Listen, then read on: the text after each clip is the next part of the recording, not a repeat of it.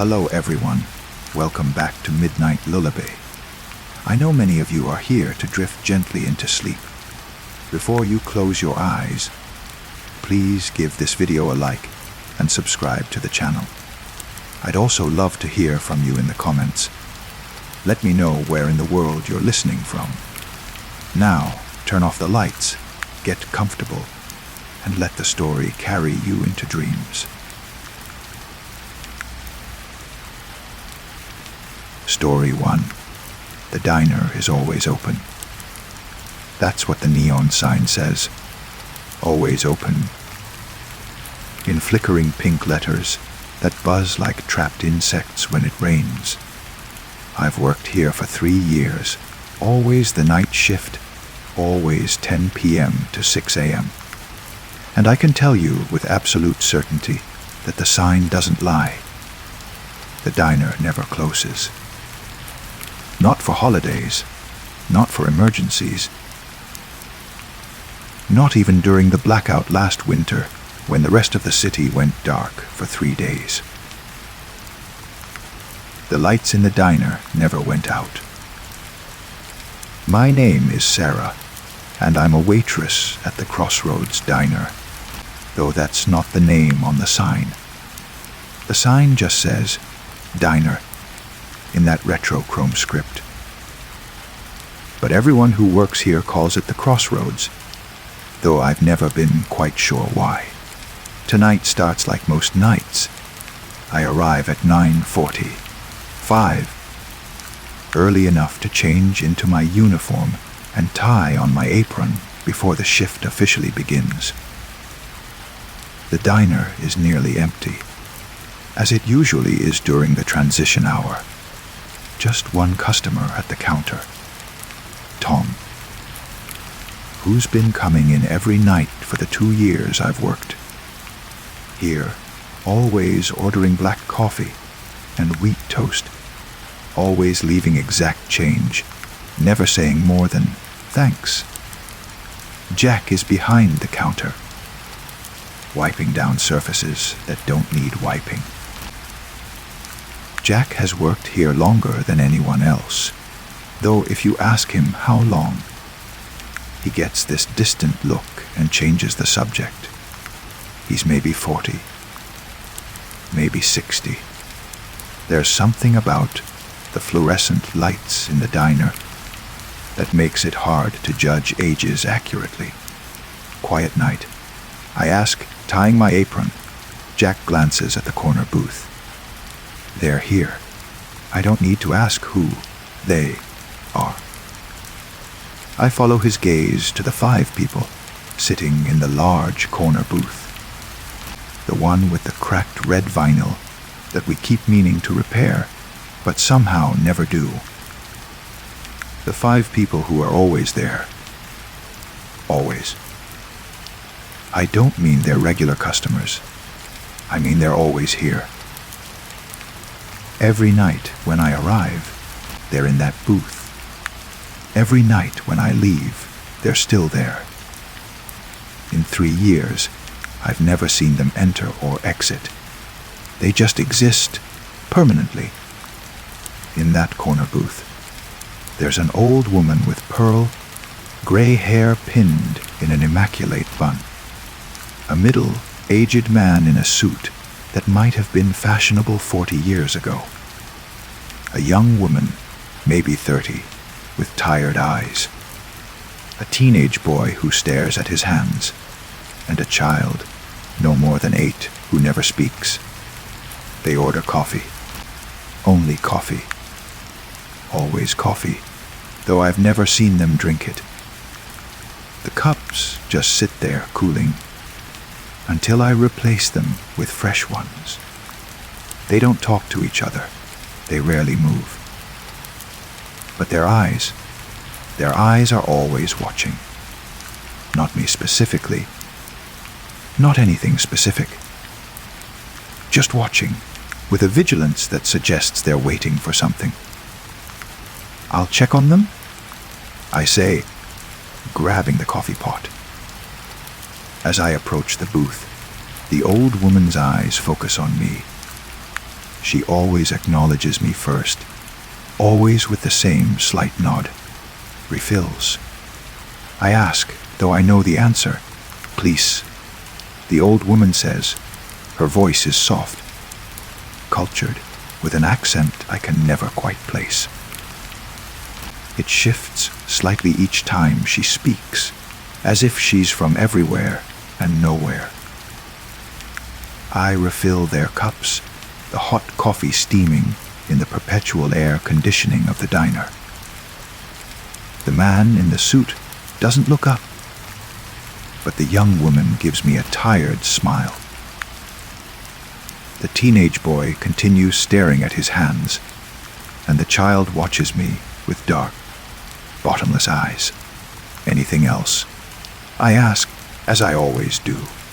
Not tonight. The old woman replies, as she always does. I return to the counter. Jack has moved to the kitchen, preparing for the late night rush that may or may not come. Tom finishes his toast, places $3 bills on the counter. Exact change plus a 50-cent tip, exactly as always, and leaves without a word. And then I'm alone.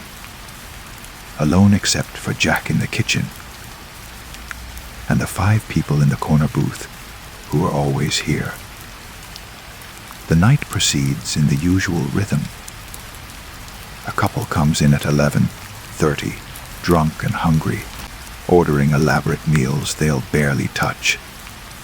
A truck driver at 1 a.m., taciturn and efficient, eating scrambled eggs while reading a worn paperback. At 2:30, a group of college students, running on caffeine and desperation, spreading textbooks across 3 tables. I serve them all, refill coffee, clear plates, wipe tables.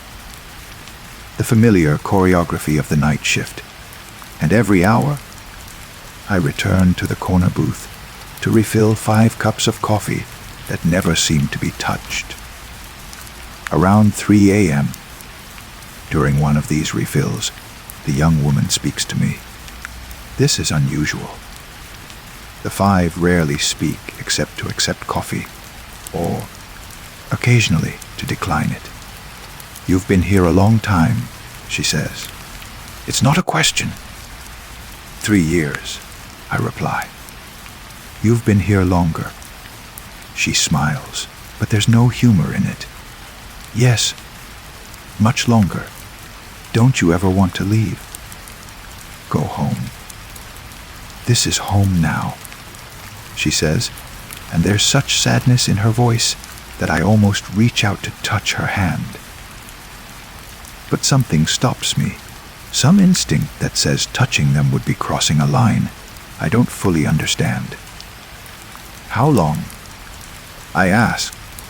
How long have you been here? She considers this. Time is different here. You'll understand eventually. Before I can ask what she means, the bell above the door chimes. A new customer enters, and I return to work.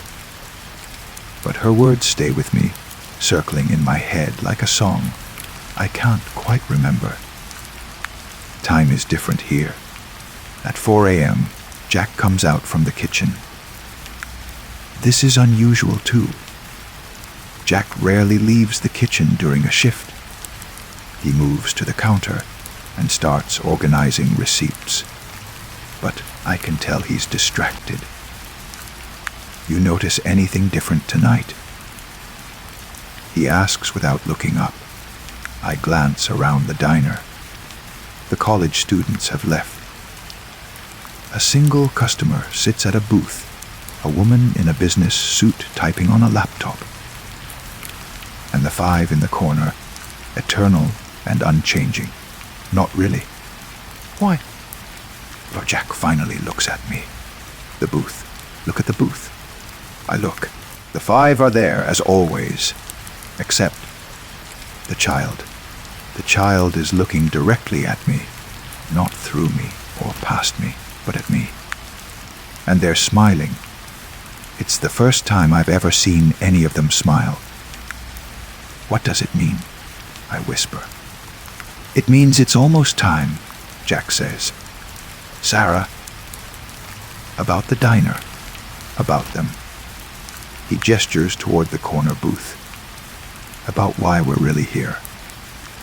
I feel cold despite the warmth of the coffee pot I'm holding. "Jack, you're scaring me." "Good. You should be scared. Or maybe not scared, aware. You need to be aware." He pulls me toward the far end of the counter, away from the booth. "This diner, it's not just a diner. It's a junction, a crossroads like we call it. A place where reality thins, where dimensions overlap. Jack, have you been sampling the cooking sherry?" "I'm serious, Sarah. Look, I know it sounds crazy, but think about it.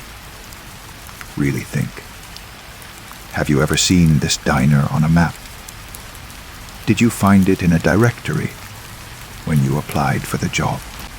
Do you even remember applying?" I open my mouth to respond and realize I don't remember. I remember being hired. Remember my first shift, but the before is fuzzy, like trying to remember a dream. "The people in the booth," Jack continues, his voice low and urgent. "They're not customers. They're guardians.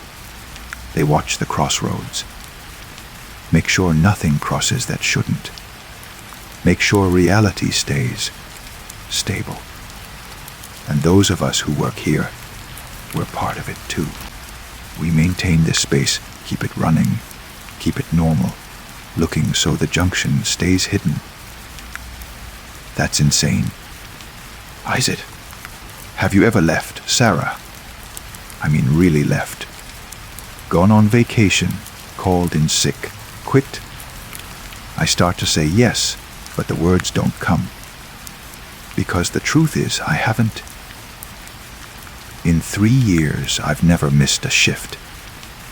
Never thought about missing a shift. The diner is always open, and I'm always here. "Why are you telling me this now?" I ask. Jack's face is grim. "Because I think my time is almost up, and someone needs to understand. Someone needs to be ready to take my place." "Your place doing what?" But before he can answer, the lights flicker. Just once. Just for a moment, but in a diner where the lights never went out even during a city. Wide blackout. That flicker is significant. The 5 in the corner booth all stand simultaneously, moving in perfect synchronization. They've never stood before. They've never moved from that booth in all the time I've worked here. "Jack." My voice comes out small. The woman in the business suit looks up from her laptop, and I realize with a shock that I can't see her face. Not that she doesn't have a face, but my eyes can't seem to focus on it. It's like looking at something through rippled water. "Stay calm," Jack says, moving toward the kitchen. "Whatever happens, stay calm and keep serving. As long as we maintain normalcy. As long as we keep the diner running normally, the junction holds."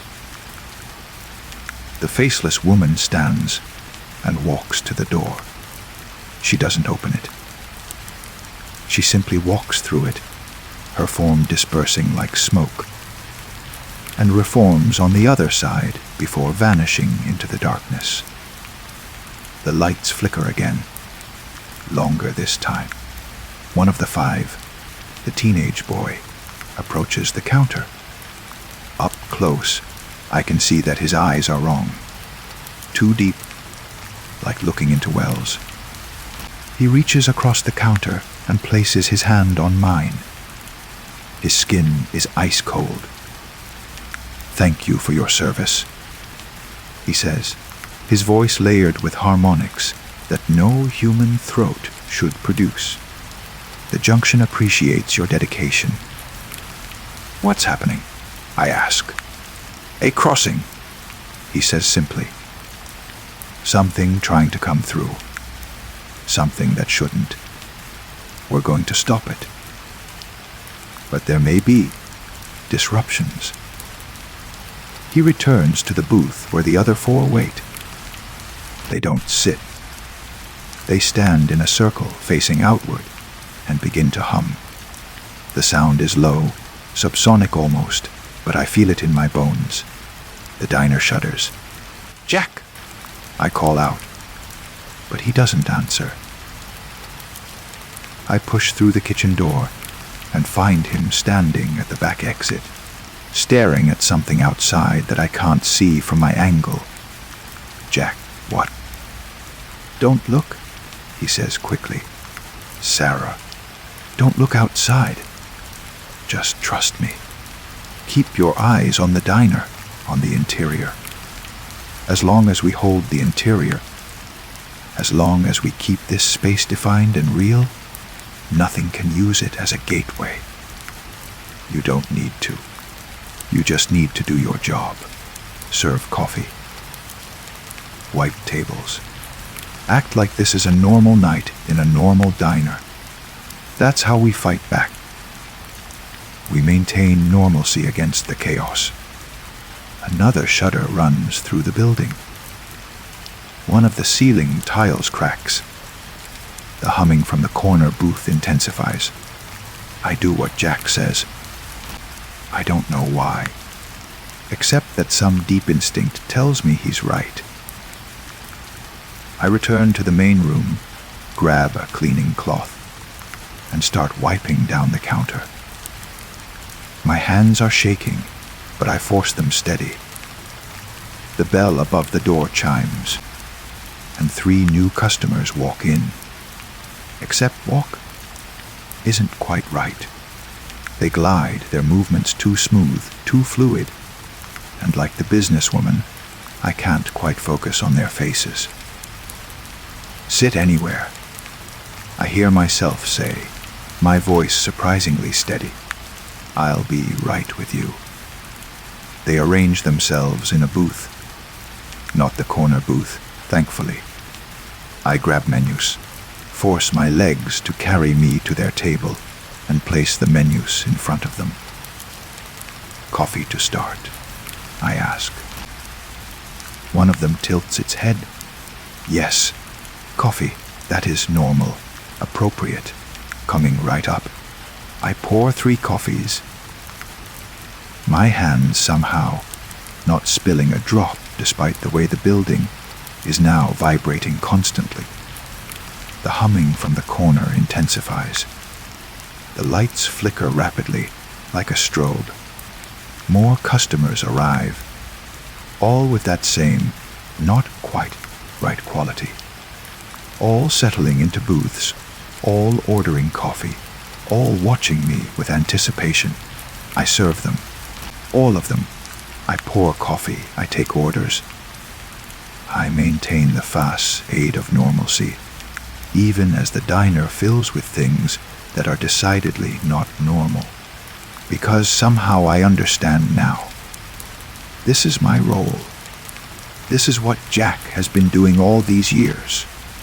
We are the anchors. We are the reminder of reality, the insistence that this space is mundane, ordinary, closed to the extraordinary. Jack emerges from the kitchen with plates of food. Eggs, toast, hash browns. Basic diner fare. He serves the knot. Customers with the same efficiency he always shows, never acknowledging anything strange. We work in synchronization, him and me, maintaining the illusion. The 5 in the corner never stop humming. The knot, customers never quite eat their food, but they go through the motions, and that's enough. And slowly, gradually, the shaking subsides. The humming fades. The lights stabilize. One by one, the not customers stand and leave, walking to the door and simply ceasing to exist as they cross the threshold. Until finally, it's just me and Jack and the 5, who settle back into their booth as if nothing had happened. I lean against the counter, my whole body shaking now that the crisis has passed. "What was that?" I manage to ask. "Hey, testing," Jack says. He looks exhausted, decades older than he did an hour ago. Something probing the junction, looking for a way through. They happen sometimes. Usually we can maintain the boundaries. Usually, and if we can't. He doesn't answer, which is answer enough. The rest of the shift passes in silence. No more customers, not real or otherwise. Just me and Jack and the 5 guardians in the corner booth, watching, always watching. At 6 a.m., my replacement should arrive, but at 6 a.m., no one comes. "Jack," I say, "where's the day's shift?" He's sitting at the counter now, his head in his hands. "Sarah, there is no day shift. There's only us. Only night. The diner is only real at night, when the boundaries are thinnest. During the day," he gestures vaguely. "During the day, it's somewhere else. Something else. So I can't leave. You can leave. For now. The junction allows some freedom. But you'll come back. You'll always come back. Because now you understand. Now you're part of it. Part of what holds this space, this reality together. I should protest. I should be terrified. But instead, I feel something else. A sense of purpose, maybe. Or resignation. The difference seems less important than it used to. "What happened to you, Jack? What made it your turn?" He looks up at me with eyes that have seen too much. I asked the same question years ago. Decades ago, maybe. I've lost count. My predecessor told me the same things I'm telling you now. And eventually, when the time comes, I'll fade. The junction will take what it needs from me, and someone else will stand behind this counter. Maybe you. Maybe someone else it calls. Is there any way out? There's always a way out, but it requires leaving the junction unguarded. And that means letting something through that shouldn't come through. So we stay. We serve coffee and eggs and maintain the illusion of the normal. Because the alternative is chaos. I look at the 5 in the corner booth. The old woman meets my gaze and nods. That same slight acknowledgement she always gives. But now I understand it differently. It's not just a greeting. It's respect. Recognition. "Welcome. I should go," I say. "I should go home and think about this." "You should," Jack agrees. "But you'll be back tonight. You know you will." He's right.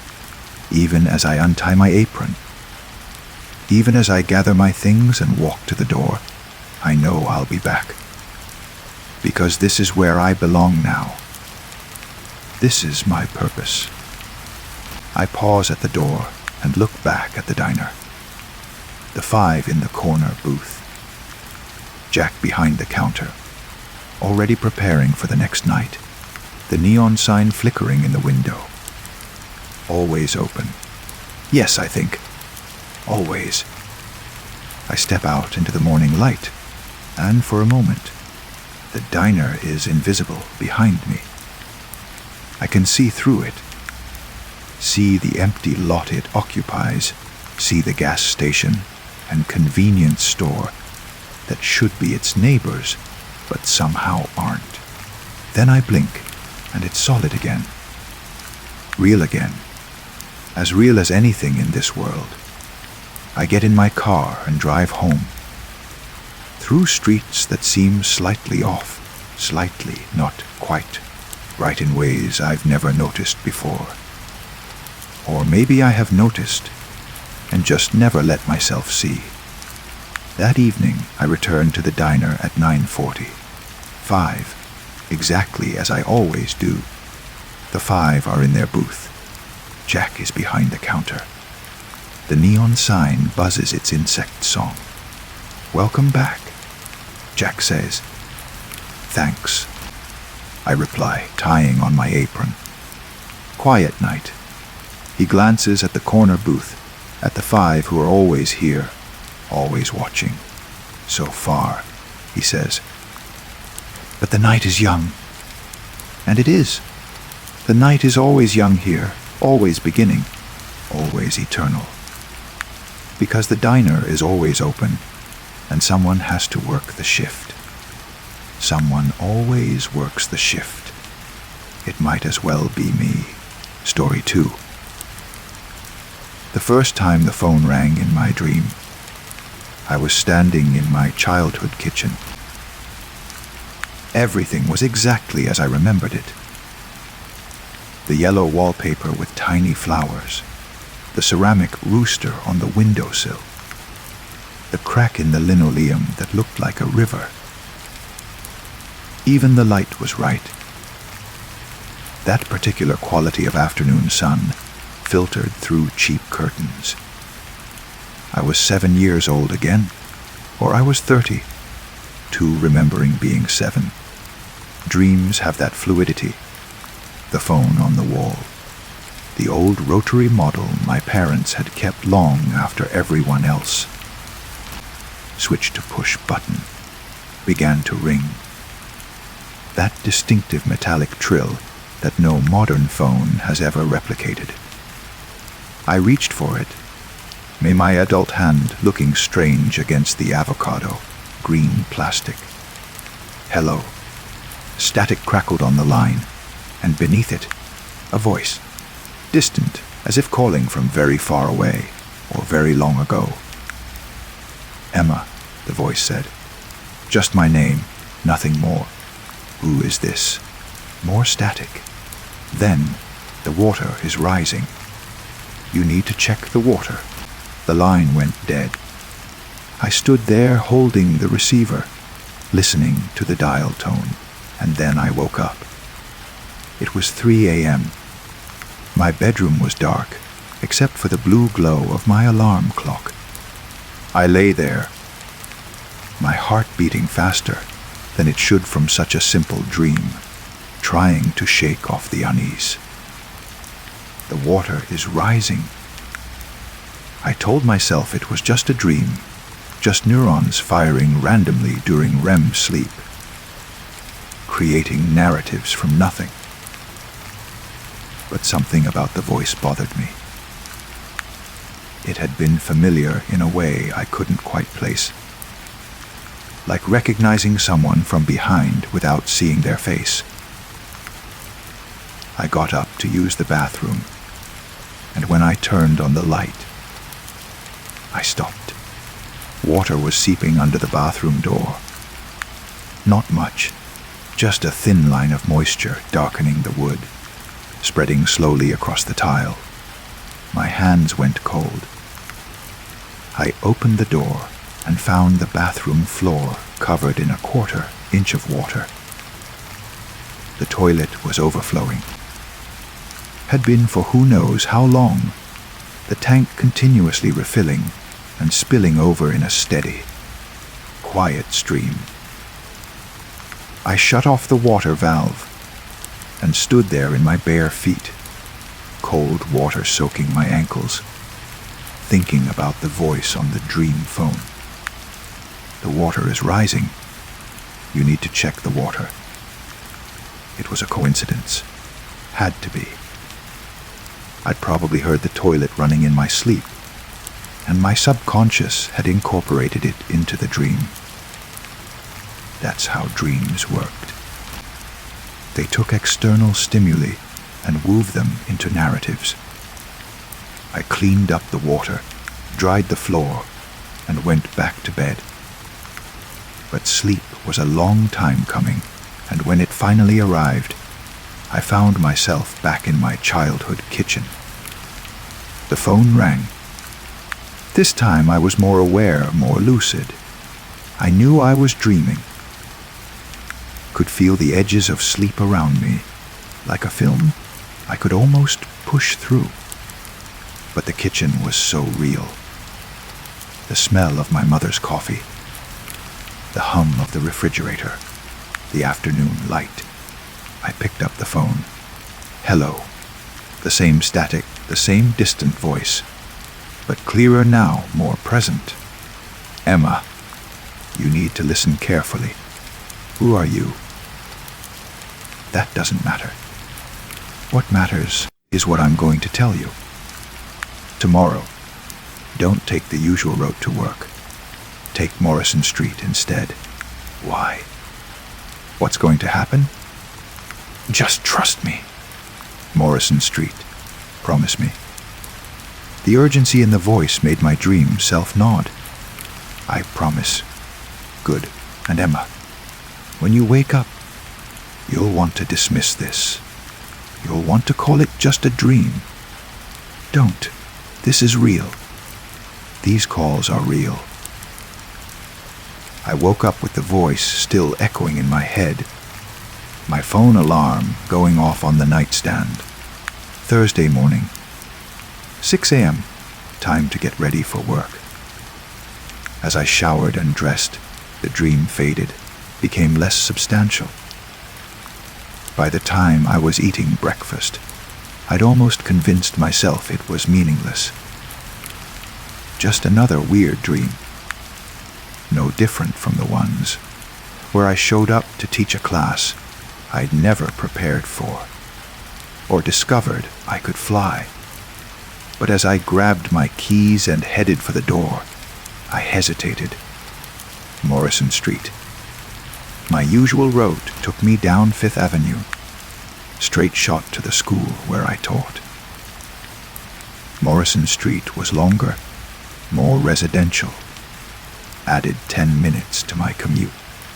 It's just a dream, I told myself. You're being ridiculous. But my hand was already turning the wheel. Already taking me down Morrison instead of Fifth. I was halfway to school, stopped at a red light, when my phone buzzed with a news alert. Major accident on Fifth Avenue. Multiple vehicles involved. Street closed indefinitely.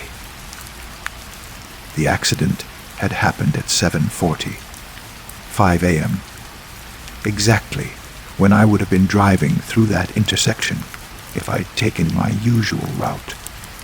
I pulled over, hands shaking, and read the article 3 times. 5 cars involved. 2 people hospitalized. The intersection I drove through every single morning, blocked by twisted metal and emergency vehicles. The dream had warned me. No, that was impossible. It was coincidence, confirmation bias, my brain finding patterns where none existed. Maybe I'd heard about construction on Fifth, or seen something that made me subconsciously avoid, that wrote, and the dream was just my mind processing that information. But the voice had been so specific, so certain. That night, I lay in bed staring at the ceiling, simultaneously hoping for and dreading sleep. When it finally came, I descended into dreams like sinking into dark water. The kitchen again. The yellow wallpaper. The afternoon light.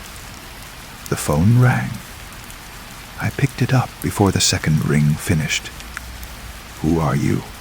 I demanded. How did you know about the accident? I'm trying to help you, Emma. The voice was clearer tonight, less distorted by static, almost familiar. I'm trying to keep you safe. Safe from what? How do you know what's going to happen?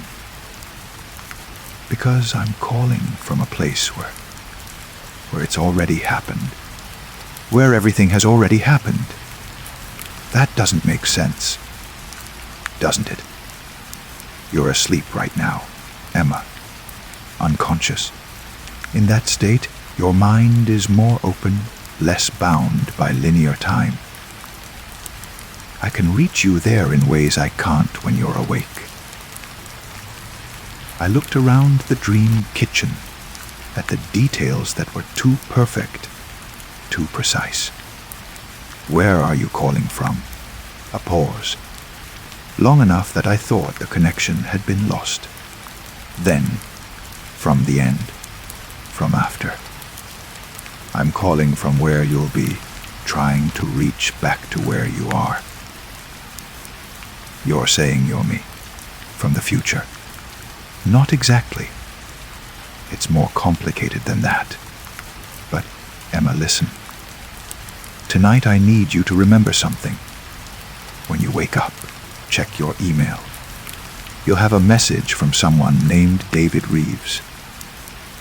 Don't respond. Delete it immediately. Don't open any attachments. Don't click any links. Just delete it. Why? What happens if I don't? Please, just trust me. I don't have much time. These calls, they're getting harder to make. The connection is weakening. Wait, don't go. I need to understand. But the line went dead, and I woke up clutching my pillow like a phone receiver. Friday morning, 7 a.m. I made coffee on autopilot, my mind churning through the implications of these dreams.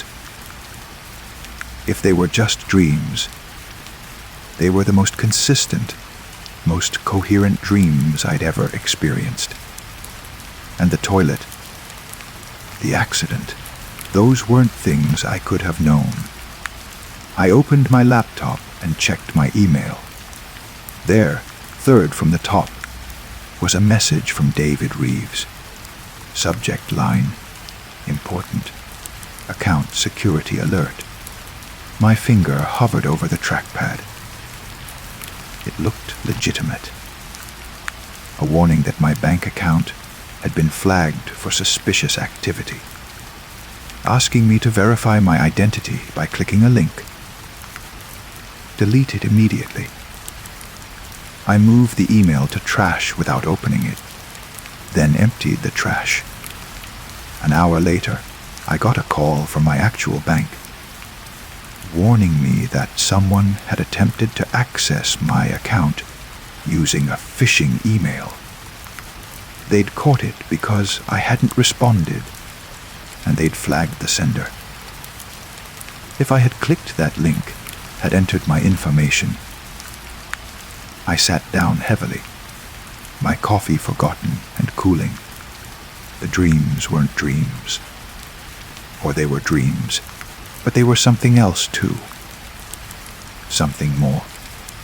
For the next week, the phone rang every night. Each time, the voice gave me information, warnings, small pieces of guidance that I followed with increasing faith. Don't walk past the construction site on 3rd Street. Scaffolding would collapse the next day. Call my mother. She was feeling depressed and needed to hear from someone. Buy the extended warranty on my laptop. It would break within the month. Small things, mostly. Preventative measures. Course corrections. And the voice became more familiar each time, until I realized with a strange certainty that it was my own voice, just slightly different. Older maybe, or worn down by something I hadn't experienced yet. Why are you doing this? I asked during one call, standing in the dream kitchen that had become as familiar as my real apartment. Why are you helping me? Because no one helped me, the voice replied. Because I lived through what's coming, and it broke something in me. I'm trying to spare you that. I'm trying to change things. What's coming? What happens? I can't tell you too much. If you know, you might make different choices, and those choices could lead you somewhere worse. I'm navigating by feel here, Emma, trying to adjust your path by degrees without knocking you off it entirely. That's not an answer. It's the only answer I can give you. Just keep listening, keep trusting, and Emma, a pause. Be careful about telling people. They won't understand. They'll think you're losing your mind. The voice was right. I'd started to mention the dreams to my friend Sarah over lunch, and the look on her face. Concern mixed with that particular wariness people get when they think you might be mentally unstable made me immediately backtrack and claim I was joking. But I wasn't joking, and I wasn't crazy. The dreams were real, or real enough to matter. Then came the night when everything changed. I fell asleep and found myself not in the kitchen, but in a place I didn't recognize. A hospital room, dimly lit, filled with the beep of monitors and the hiss of ventilators. I was sitting beside a bed, looking at someone I couldn't quite see. Their features blurred like a photograph out of focus. The phone on the nightstand rang. I picked it up, my hands shaking. Emma. The voice was weak now, fading. Listen carefully. This is the last time I can call. The window is closing. What window? What's happening? In 3 days, you'll meet someone, a man named Michael Chen. He'll seem perfect, charming, successful, attentive. You'll want to say yes when he asks you out. And I shouldn't. I didn't say that. The voice sounded sad. I said you'll want to, and maybe you should. Maybe that's the right choice. I don't know anymore. I don't understand. You've been helping me avoid bad things. Is he dangerous? No, he's wonderful. That's the problem. If you date him, if you fall in love with him, it will be the best 2 years of your life. And then he'll die, Emma. An aneurysm, sudden and catastrophic. You'll be with him when it happens. You'll watch him collapse, and there will be nothing you can do. It will destroy you. It destroyed me. I looked at the blurred figure in the hospital bed and understood. That's him you're calling from. From the night he dies. Yes, I've been calling from this moment, over and over, reaching back through time to try to save you from this. But Emma, I don't know if I should. Because those 2 years, they were everything. Even knowing how it ends, I'm not sure I'd give them up. So what do I do? That's up to you. I can't make this choice for you. I can only tell you what I know and let you decide if the joy is worth the pain. Will you keep calling? After this, I can't. The connection only works from here, from this specific moment. After tonight, after this ends, I won't be able to reach you anymore. You'll be on your own. I felt tears on my cheeks, though I didn't remember starting to cry. I'm scared. I know. So am I. But Emma, listen. Whichever choice you make about Michael, about any of this, you're stronger than you think.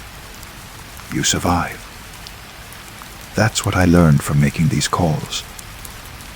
I survived my path, and you'll survive yours, whatever it looks like.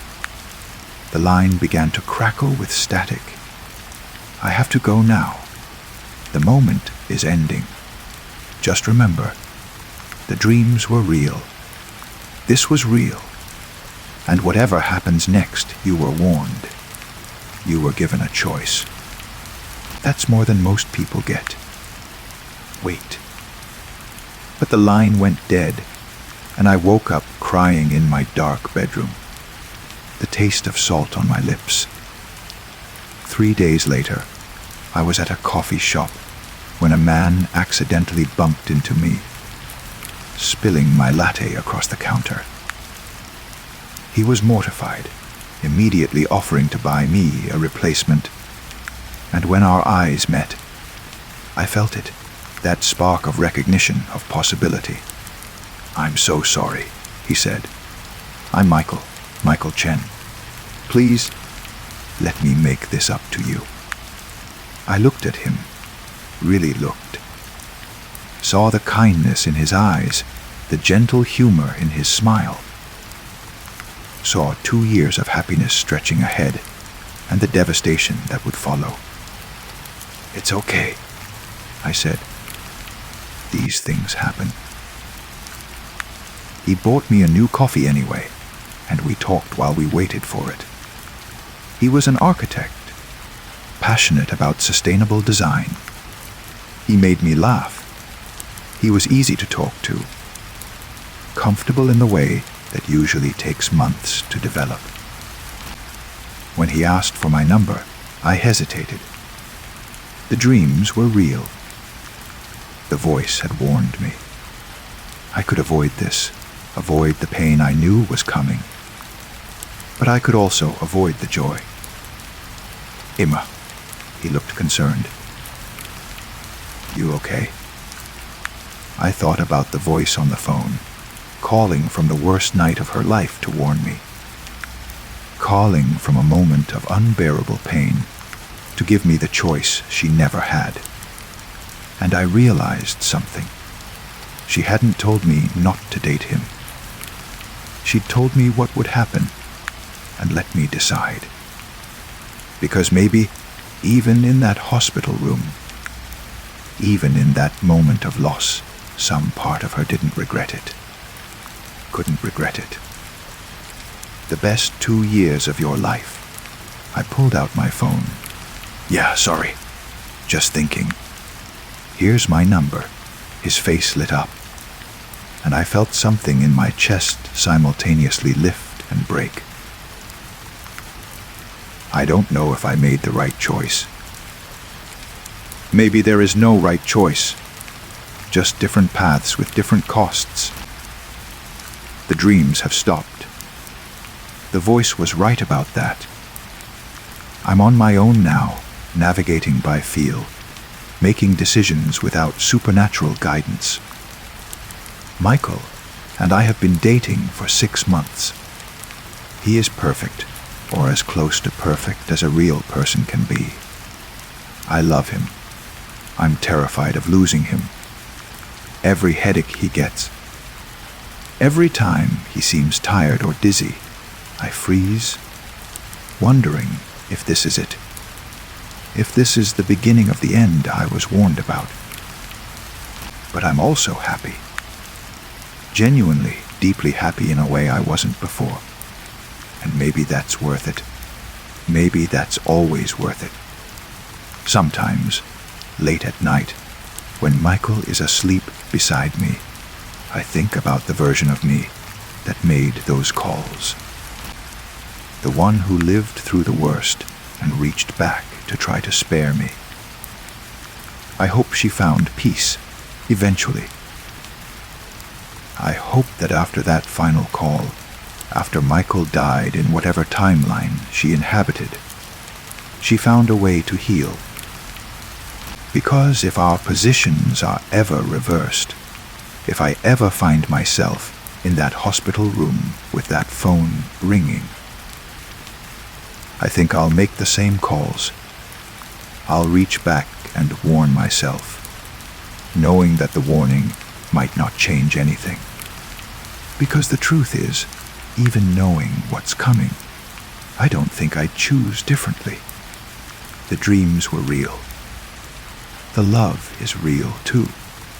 And sometimes, the only thing we can do is close our eyes, pick up the phone, and listen to what our future selves are trying to tell us. Knowing that in the end, we have to live our own lives, make our own choices, and face whatever consequences follow. The water is rising. There's an accident ahead. Don't open that email. And the man who just spilled your coffee, he's going to break your heart. But maybe, just maybe, that's a price worth paying. I'll know for certain in about 18 months. Until then, I'm living in the moment, loving fully, and trying not to think too much about phones ringing in dreams that aren't quite dreams. After all, I was warned, and I chose this anyway. Story 3. The elevator in my building started acting strange on a Wednesday. Not broken, exactly, just strange. My name is Marcus Webb. I'm a data analyst, which means I spend most of my time finding patterns in numbers. It's made me observant in ways that sometimes feel like a curse. I notice things other people miss. Small deviations, anomalies, things that don't quite fit. The building where I live and work. I converted my apartment into an office when remote work became permanent. Is 20, 2 stories tall, old but well maintained. The elevator is one of those classic models from the 1970s, with brass fixtures and wood paneling that management keeps polished to a mirror shine. I use it multiple times a day. Coffee runs, lunch, occasional meetings with clients in the building's shared conference rooms. I know its rhythm.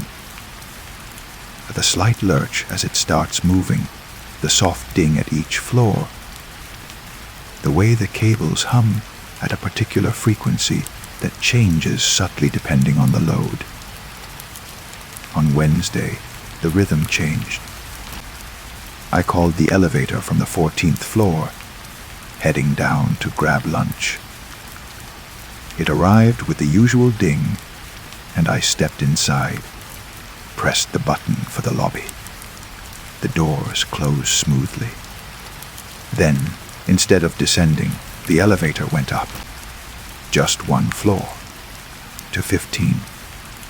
The doors opened, showing an empty hallway identical to my own floor.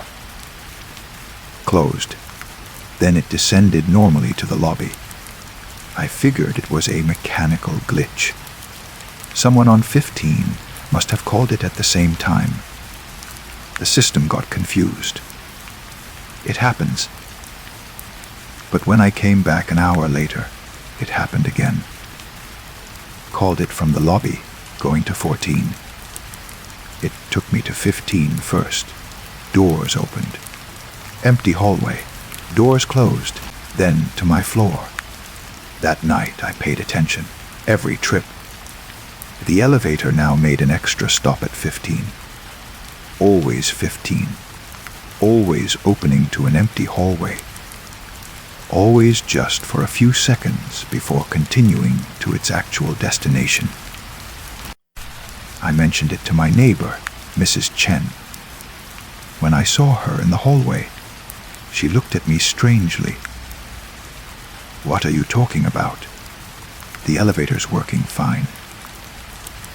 "You haven't noticed it stopping at 15, even when no one's there."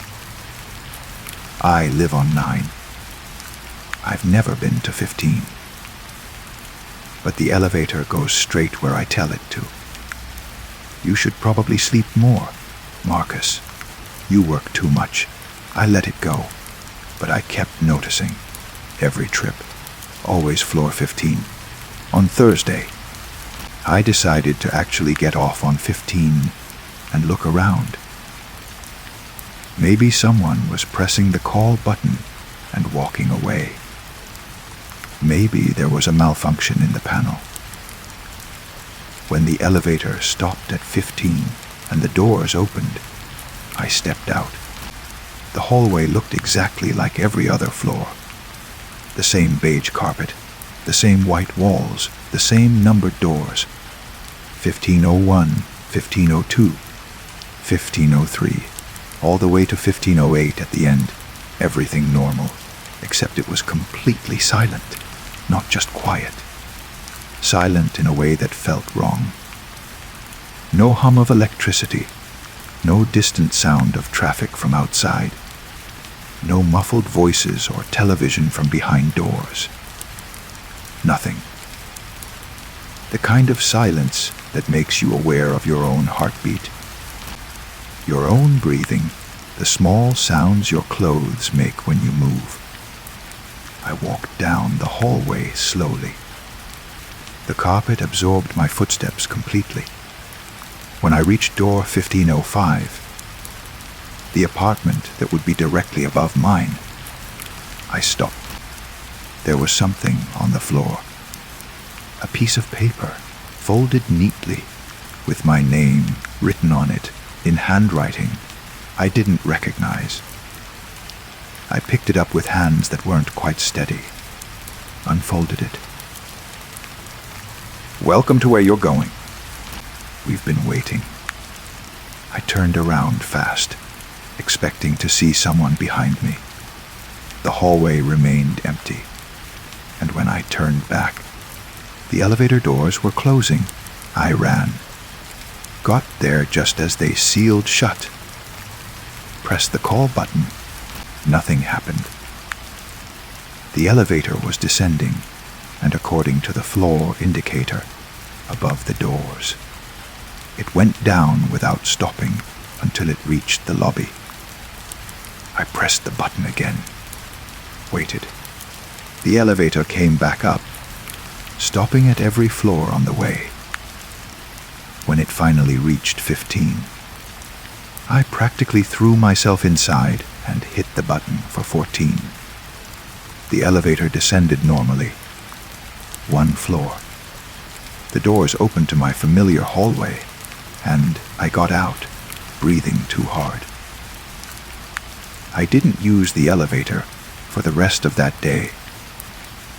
Took the stairs every time, even though climbing 14 flights made my legs ache and my lungs burn.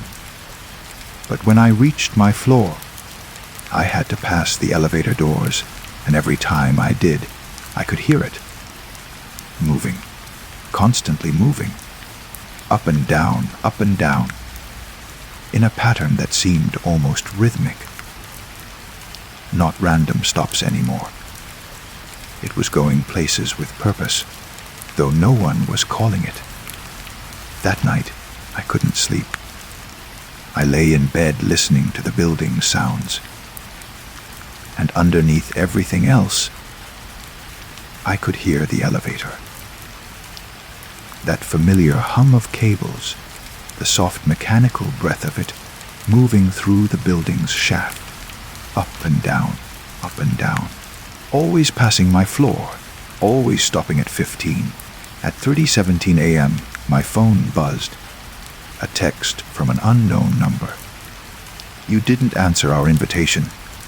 That's rude. We'll come to you instead." I sat up in bed, staring at the message. Before I could do anything, another text arrived. "We're on our way, floor by floor, getting closer." I opened my building's security app, the one that shows which floors the elevator is on. It was moving, starting from the lobby, stopping at each floor for exactly 30 seconds, then continuing up. 1, 30 seconds. 2, 30 seconds. 3. I watched it climb. Watched it stop at each floor with mechanical precision. When it reached 10, I called building security. There's something wrong with the elevator. It's stopping at every floor, but no one's getting on or off. The guard. I recognized his voice. A guy named James who worked nights. Sounded confused. Sir, the elevator's not moving. It's been in the lobby all night. I'm looking at it right now. Check your monitor. The one that shows which floor it's on. A pause. Sir, that monitor shows it in the lobby. Not moving. But on my app, the elevator had reached 12. James, I need you to do something for me. Go press the elevator call button. Right now. Mr. Webb, it's 3 in the morning. Is this really? Please, just do it. I heard him sigh, then footsteps. A moment later, okay, I'm pressing it. On my app, the elevator was at 13. What's happening? I asked. Nothing. The doors aren't opening. The elevator's right here, but it's not responding. His voice changed, became uncertain. That's weird. I can hear something inside it, like breathing.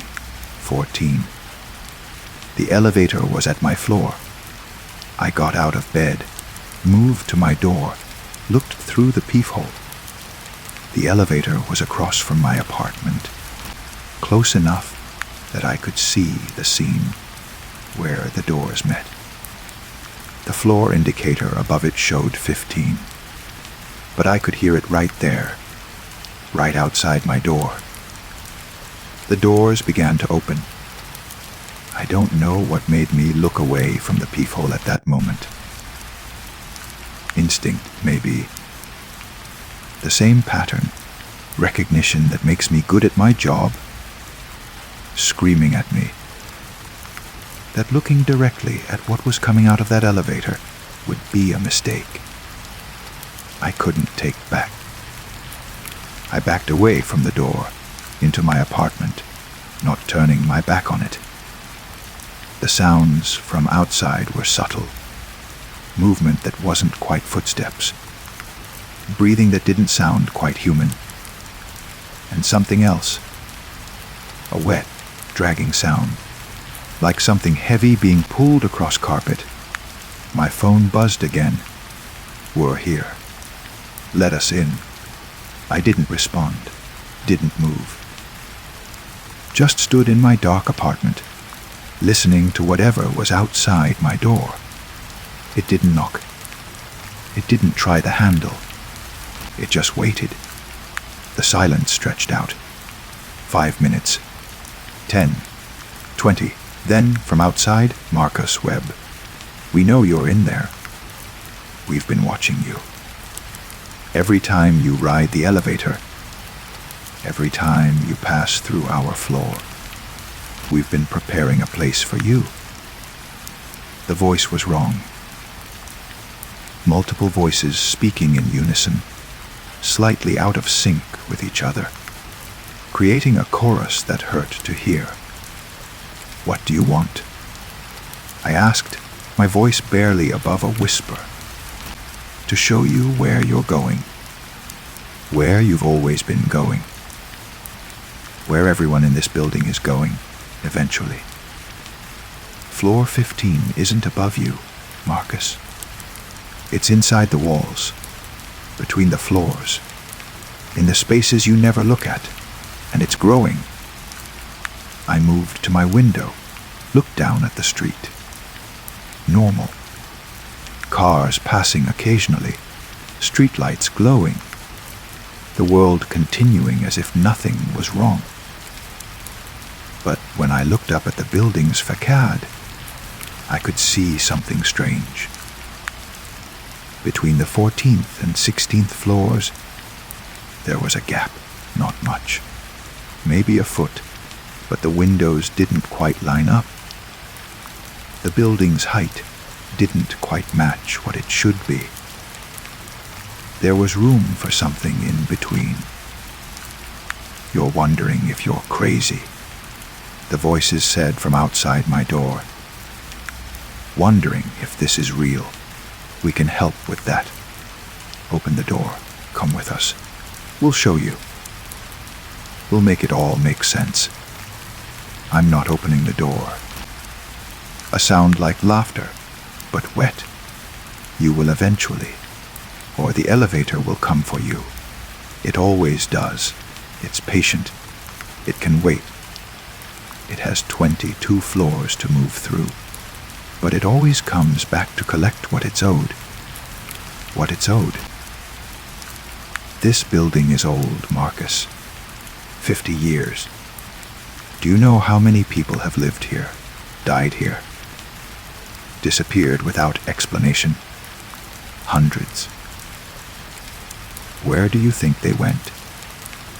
I thought about the news stories I'd vaguely remembered. People who vanished from their apartments. Police finding everything in order. No signs of struggle, just absence. I'd always assumed they'd left on their own, started new lives elsewhere. Floor 15 is where the building digests. The voices continued. Where it processes, where it transforms. The elevator is how it feeds. Going up, going down, collecting passengers. Most people never notice. They ride through floor 15 without realizing they've passed through us. But you noticed, Marcus. You paid attention.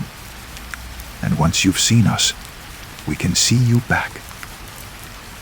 The dragging sound started again, but moving away from my door, heading toward the elevator. We'll give you time to decide. Time to understand. Ride the elevator tomorrow. Come see us properly. Or don't, and we'll keep visiting. Every night, getting closer, until you can't help but look, can't help but understand. Sleep well, Marcus, or try to. I heard the elevator doors close, heard it descend. I didn't sleep. Sat on my couch until dawn, lights on, watching my door. When morning came, I called in sick to my meetings. Spent the day researching the building's history. Found the stories I'd forgotten. 23 disappearances over 50 years. No pattern. Different ages, genders, backgrounds. The only thing they had in common was the building. And each one had last been seen entering the elevator. I called a friend who worked in city planning. Asked about the building's blueprints. That's weird, she said after pulling them up. The original plans show 23 floors, but it was built as 22. There's a note here about a change during construction. Structural issues on what would have been floor 15. They sealed it off, made it just empty space to distribute load better. But the elevator shaft still goes through it. So there's an entire floor that's just empty space. According to this, yeah. Though that seems like a waste. These old buildings usually filled every possible square foot. Unless it wasn't empty, I thought. Unless something was in there. The elevator started calling to me that afternoon. My phone would buzz with no message. Just notifications from the building app showing the elevator stopping at my floor, doors opening, waiting. When I ignored it, it would move on only to return an hour later. Up and down, always stopping at 14. Doors opening, waiting. By evening, I was getting texts again. Come see us, Marcus. We're waiting for you. The elevator is ready. Don't you want to understand? I did want to understand. That was the problem. I've always needed to understand things, to find the patterns, to make sense of data that doesn't make sense. This was just another puzzle. That's what I told myself as I walked to the elevator. That's what I told myself as I pressed the button. That's what I told myself as the doors opened, and I stepped inside. I pressed 15. The button I'd never pressed before, because there wasn't supposed to be a 15. But it was there, worn smooth like all the others.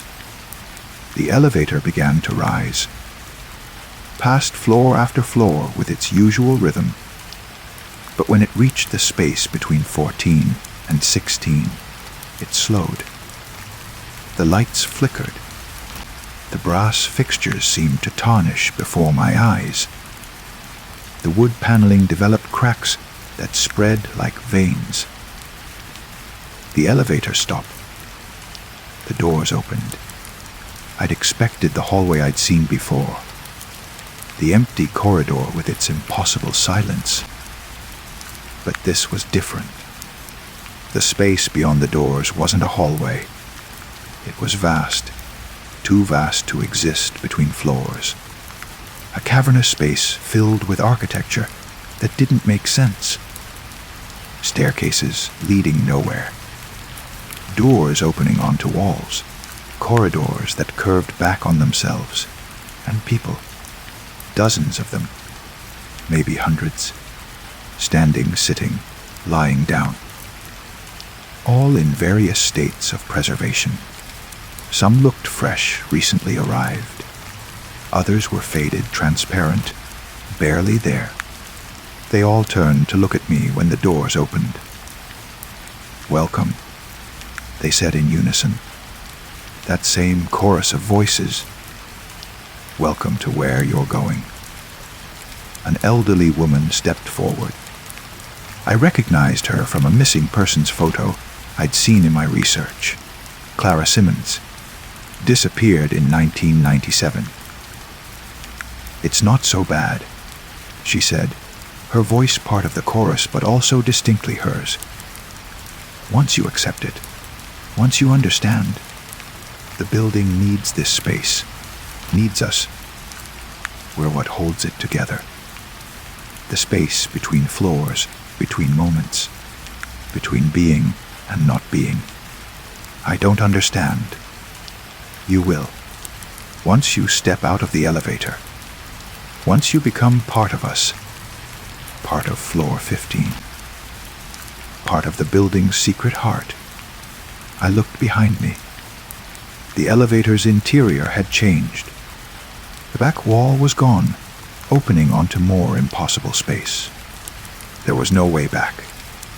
"You can't leave," Clara said kindly. "Not once you've come this far. Not once you've seen us. But it's okay.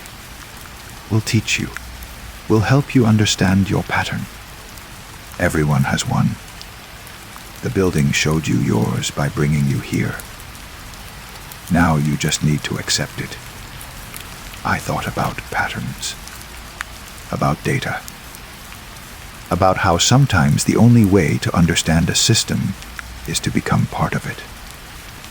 I thought about all my research, my analysis, my need to make sense of things, and I realized this was the pattern. The building collected people like me. People who noticed. People who couldn't leave well enough alone. People who would, inevitably, step into the elevator and press 15. "What if I refuse?" I asked.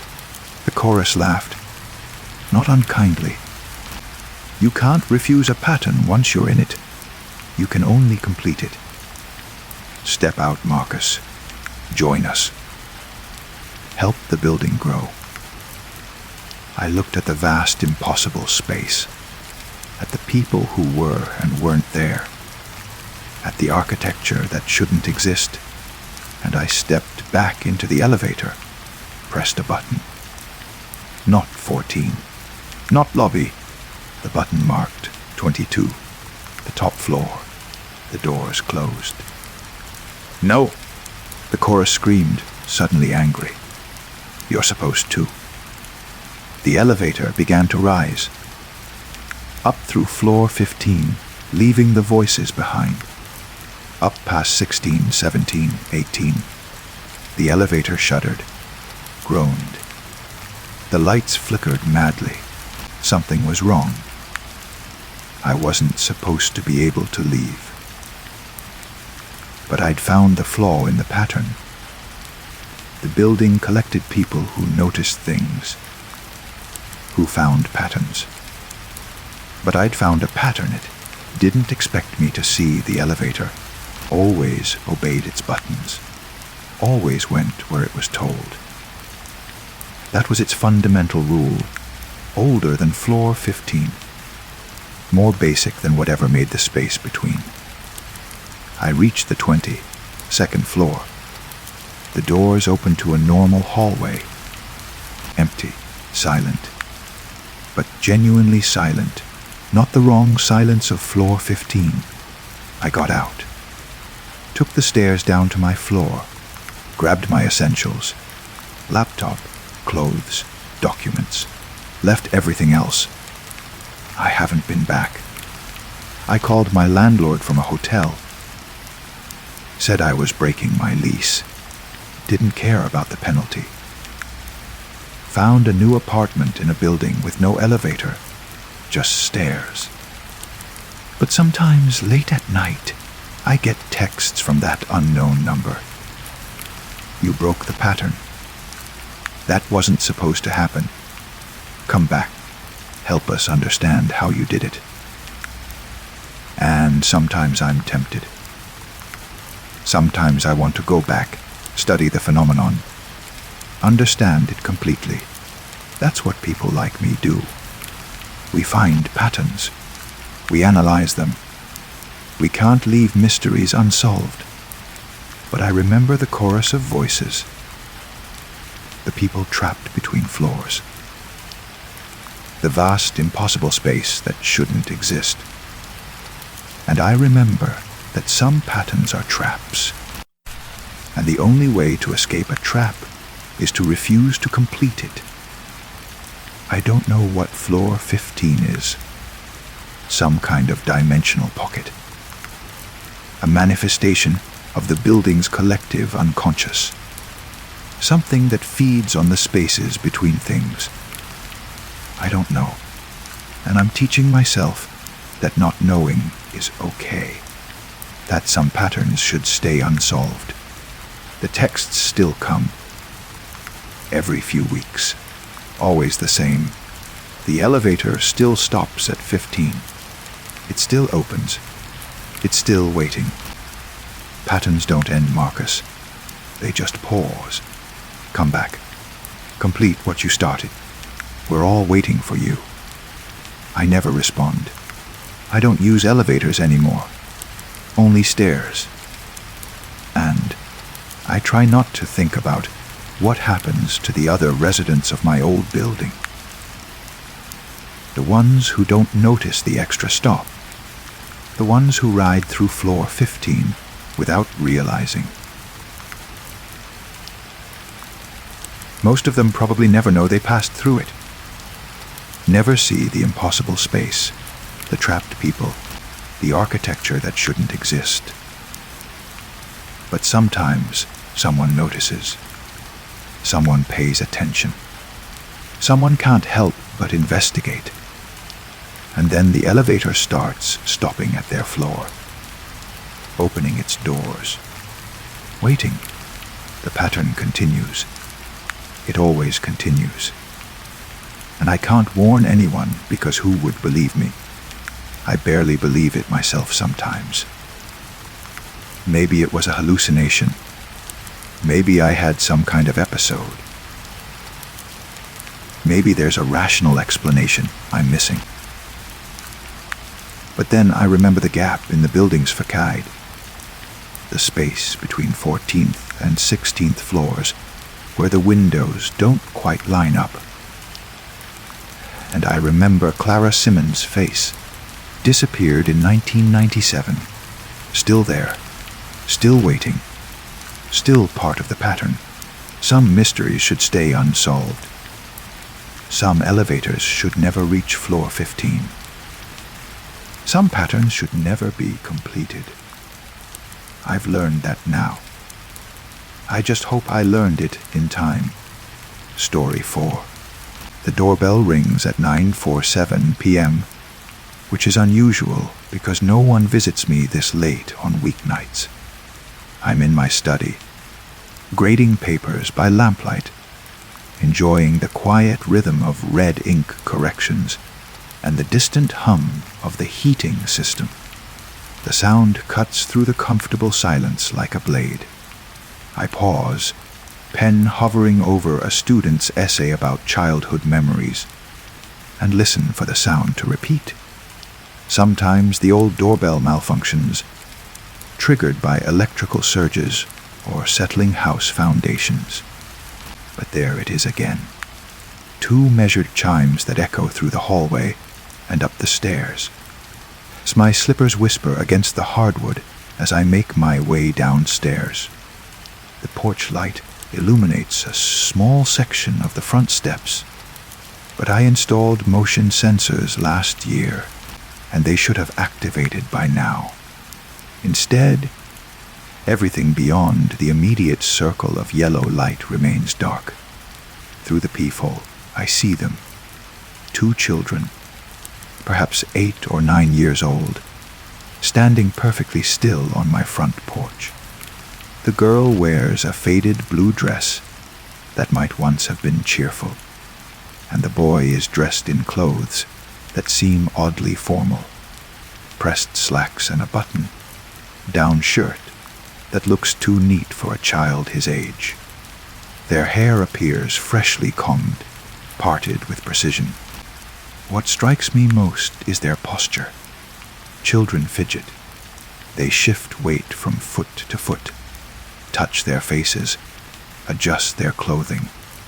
These children stand with adult stillness, hands at their sides, facing my door with absolute patience. Hello. I call through the door, not yet reaching for the locks. Please, the girl says, and her voice carries clearly through the wood. We need to come inside. We're lost. Her companion remains silent, but I can feel his presence like a weight on the other side of the door. A children in distress should be crying, or at least showing signs of anxiety. These voices carry no emotion at all, just a flat, a careful delivery that makes my skin prickle with unease. Are your parents around? I ask. Do you need me to call someone? We just need to come inside. The boy speaks for the first time. His voice has the same strange quality as the girl's. Too controlled, too adult. May we please come in? I've been teaching for 15 years, and I know how children sound when they're frightened, when they're lost, when they need help. This isn't that sound. This is something else entirely. Something that makes my hand hesitate over the deadbolt. What are your names? I try again. Where do you live? There's a pause, as if they're conferring silently on the other side of the door. When the girl speaks again, her voice carries a note of what might be impatience. We cannot come in unless you invite us. Please let us in. The phrasing is odd, formal in a way that doesn't match their apparent age. I look through the peephole again, trying to get a better sense of their faces, but the porch light creates shadows that obscure their features. What I can see appears normal enough. 2 children who need help on a dark night, but something feels wrong. The air itself seems charged with tension. like the moment before a thunderstorm when the pressure drops and animals grow restless. My rational mind argues for opening the door, for offering assistance to children in need. My instincts scream otherwise. I'm going to call the police. I say, reaching for my phone. They can help you get home safely. No. The word comes from both children simultaneously, spoken with such sharp authority that I actually step back from the door. We don't need the police. We need you to let us inside. The temperature in my hallway seems to drop several degrees. I can see my breath misting in the suddenly cold air, though my thermostat shows the heat is still running normally. The children's voices have taken on an edge of something that might be anger or might be desperation. Please, the girl continues, and now her voice carries a pleading quality that sounds more natural, more childlike. We're so cold. We just need somewhere warm to wait. This is the voice that almost breaks my resolve. It's the sound of a genuinely frightened child, and my teacher's instincts respond powerfully to it. My hand moves toward the locks before I catch myself. Wait for what? I ask. Silence. I press my eye to the peephole again, and this time I can see them more clearly. The girl has turned slightly, and the porch light illuminates her profile. Her features are delicate, almost ethereal, with pale skin that seems to glow in the artificial light. But where her eyes should be, there are only deep shadows, not darkness caused by the lighting, but an absence that seems to absorb light rather than reflect it. My heart begins to race as I shift position to see the boy more clearly. He, too, has turned slightly, and now I can see his face in profile. Like the girl, his features are unnaturally perfect, almost doll-like in their symmetry. And like hers, his eyes are completely black. Not just the pupils, but the entire visible surface, as if someone had filled the sockets with ink. I stumble backward, knocking over the small table where I keep my keys. The crash echoes through the house, and immediately the children respond. We heard you fall. The girl calls out, her voice now filled with what sounds like genuine concern. Are you hurt? Please let us help you. Their concern sounds so real, so natural, that for a moment I wonder if I imagined what I saw through the peephole. Children's eyes can play tricks in unusual lighting. Perhaps the shadows created an optical illusion, making normal eyes appear black. But as I right the fallen table, I notice something else. The motion sensor lights still haven't activated. These children have been standing on my porch for several minutes now, and the sensors that respond to the smallest movements, cats, large insects, wind-blown leaves, haven't detected them at all. Please, the boy's voice comes again. We know you're afraid, but you don't need to be. We just want to come inside where it's warm. How do they know I'm afraid?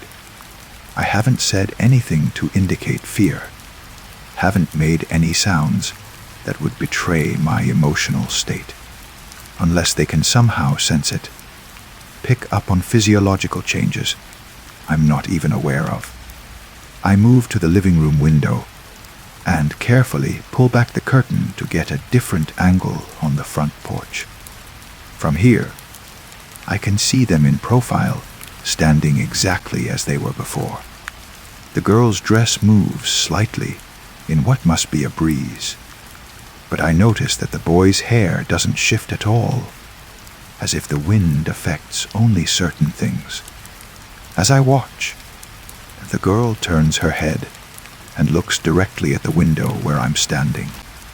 Even through the glass, even from this angle, Her eyes appear completely black, not dark brown or deep blue, but black as midnight water, black as the space between stars. She smiles, and her teeth are perfectly white, perfectly straight, perfectly uniform. A child's smile that contains no warmth, no innocence, no trace of actual childhood. "We can see you," she says, though her voice seems to come from directly beside me rather than from outside. "We know you're watching us."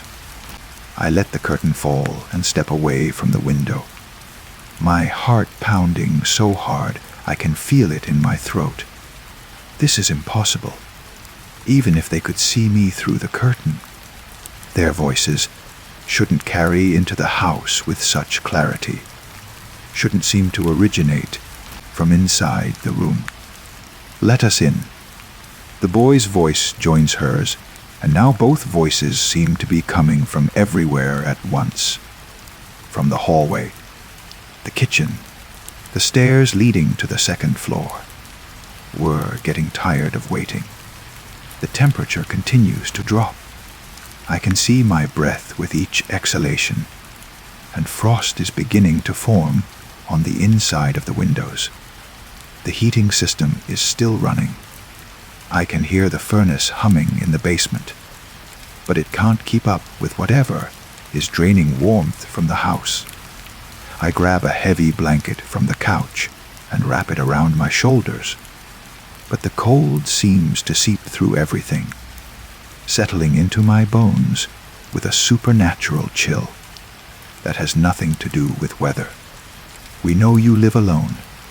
The girl's voice continues, still seeming to come from multiple directions at once.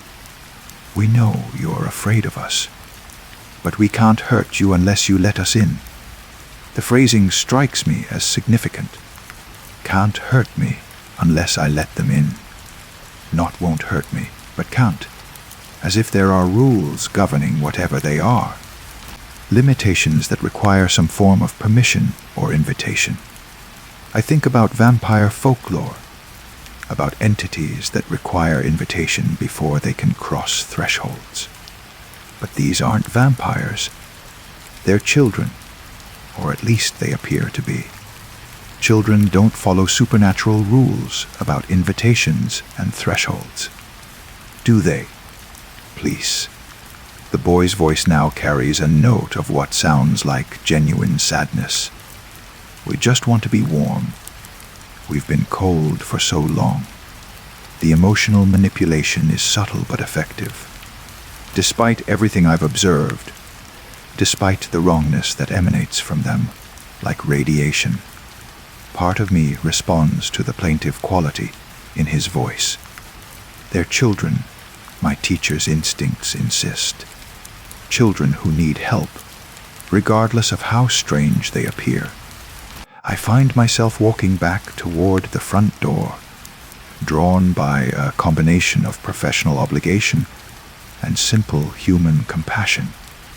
My hand reaches for the deadbolt before I force myself to stop. "Where are your parents?" I ask again, pressing close to the door.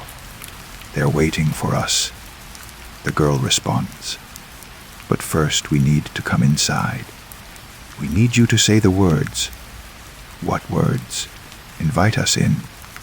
Say that we can come inside your house." The formal request confirms my suspicions about rules and limitations.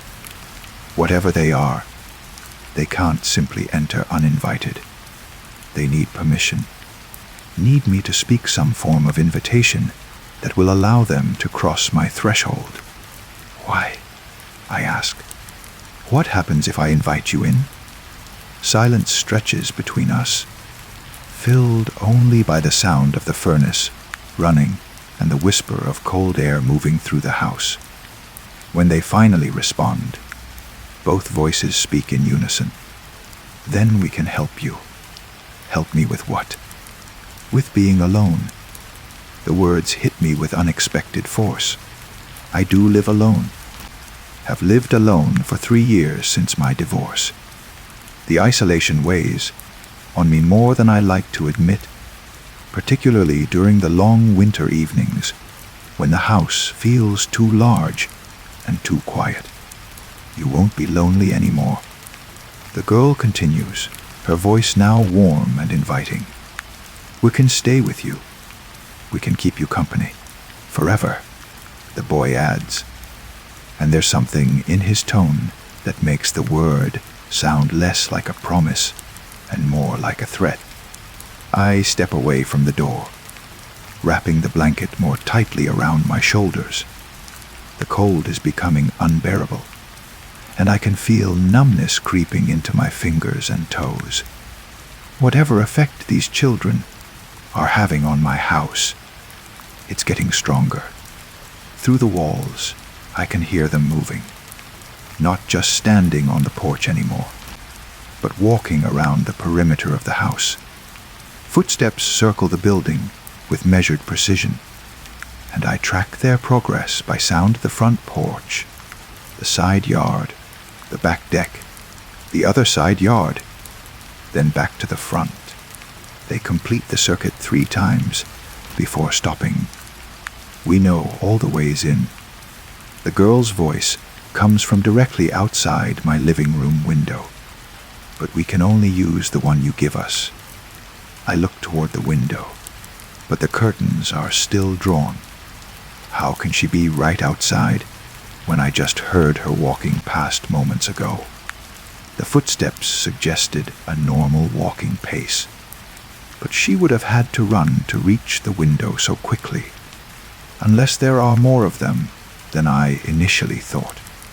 The possibility sends ice through my veins that has nothing to do with the supernatural cold filling my house. 2 children on my doorstep were disturbing enough, but the idea that others might be surrounding my home, waiting in the darkness beyond my porch light, is terrifying. How many of you are there? I call out, though I'm not sure I want to know the answer. Just us, the boy responds, but his voice comes from a different window. The kitchen, on the opposite side of the house. Just the 2 of us. But if the girl is at the living room window and the boy is at the kitchen window, how did I hear coordinated footsteps circling the house? How did they move so quickly and silently? I grab my phone and dial 911, but before it can connect, the line goes dead. Not a busy signal or a disconnect tone, but absolute silence, as if the phone has lost all power. The screen shows full signal strength, but when I try to call again, nothing happens. Technology doesn't work when we're near. The girl's voice explains, still coming from right outside the living room window. Don't worry. You won't need to call anyone. My landline is dead too, and my internet connection has disappeared. The house is effectively isolated, cut off from the outside world by whatever force these children carry with them. We can make everything better. The boy's voice promises from the kitchen window. No more loneliness. No more fear. Just let us in. The temptation is growing stronger, not because I believe their promises, but because the cold is becoming unbearable. My breath creates thick clouds of vapor, and ice is forming on every surface. If this continues, I might actually freeze to death in my own home. Maybe letting them in is the only way to restore normal temperature, to break whatever supernatural effect is draining heat from the house. Maybe their power diminishes once they get what they want. Or maybe that's exactly what they want me to think. I force myself to focus on practical solutions. Extra blankets from the bedroom closet, layers of clothing, hot tea from the stove. I can survive cold temperatures if necessary. I've been camping in winter conditions before, but as I move through the house, gathering warm clothing, I realize the cold is getting worse exponentially. What started as uncomfortable has become dangerous, and what's dangerous now is rapidly approaching life-threatening. Frostbite is beginning to form on my fingertips, and each breath sends sharp pain through my lungs. The furnace is still running, but it might as well be broken for all the good it's doing. You're going to freeze. The girl observes, her voice now coming from directly behind me. I spin around, but the hallway is empty. No sign of anyone. No indication of how her voice could be originating from inside the house. Let us in, and we'll make you warm again, she continues. Let us in, and everything will be perfect. Perfect.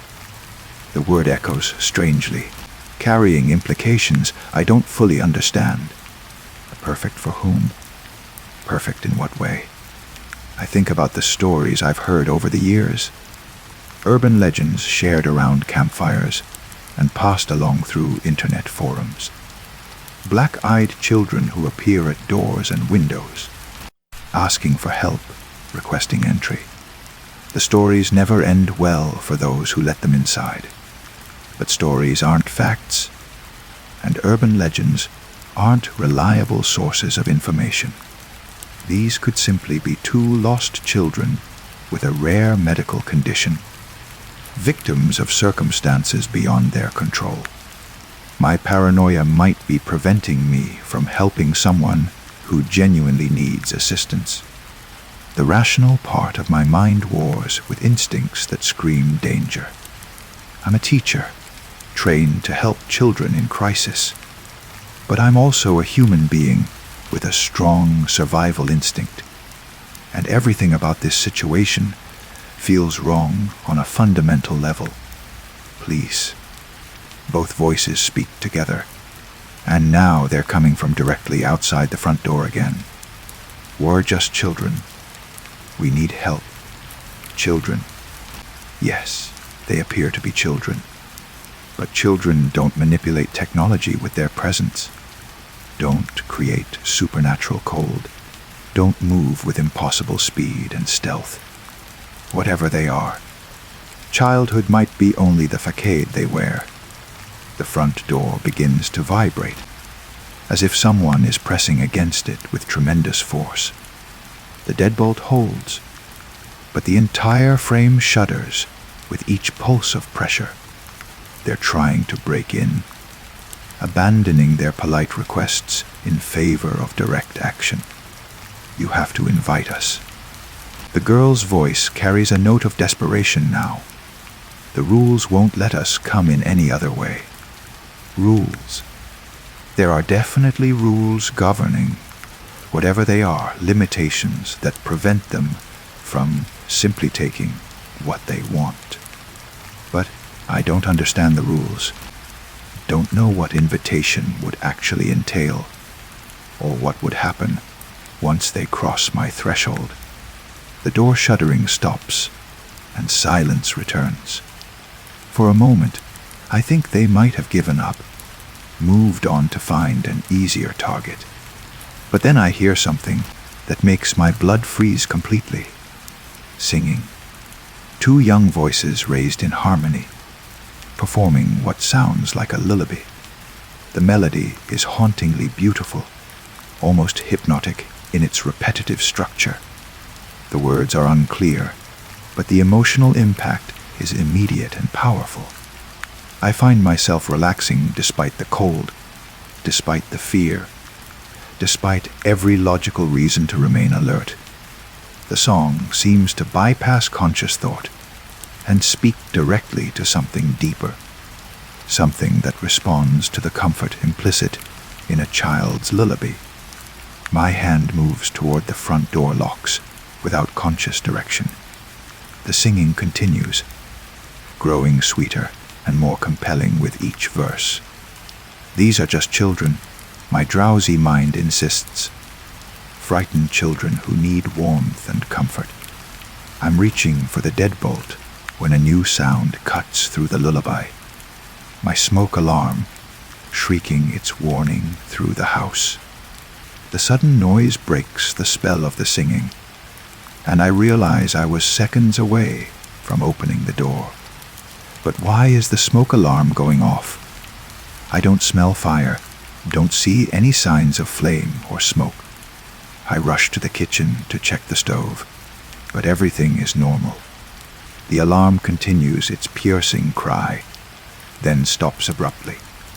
In the sudden silence, I hear the children's voices again, but they've changed.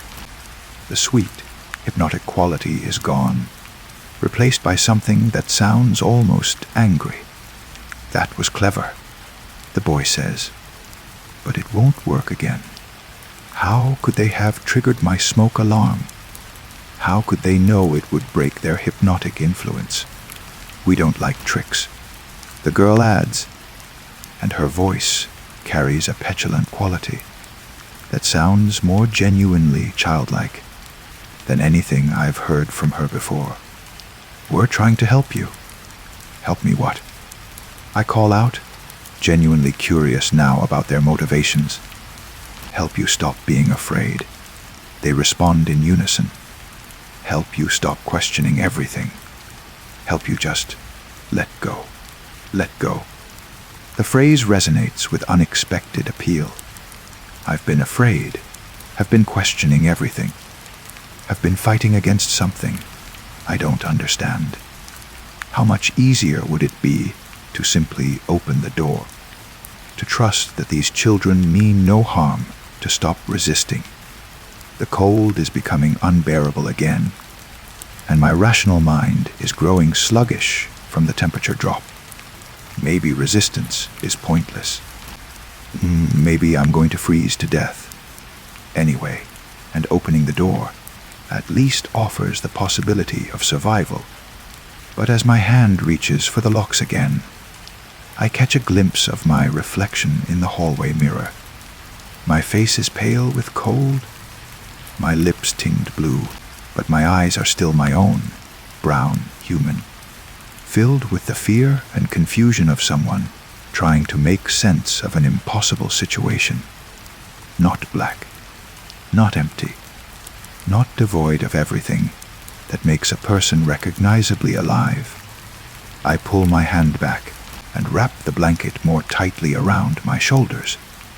Whatever these children are offering, whatever help they claim to provide, the cost is something I'm not willing to pay.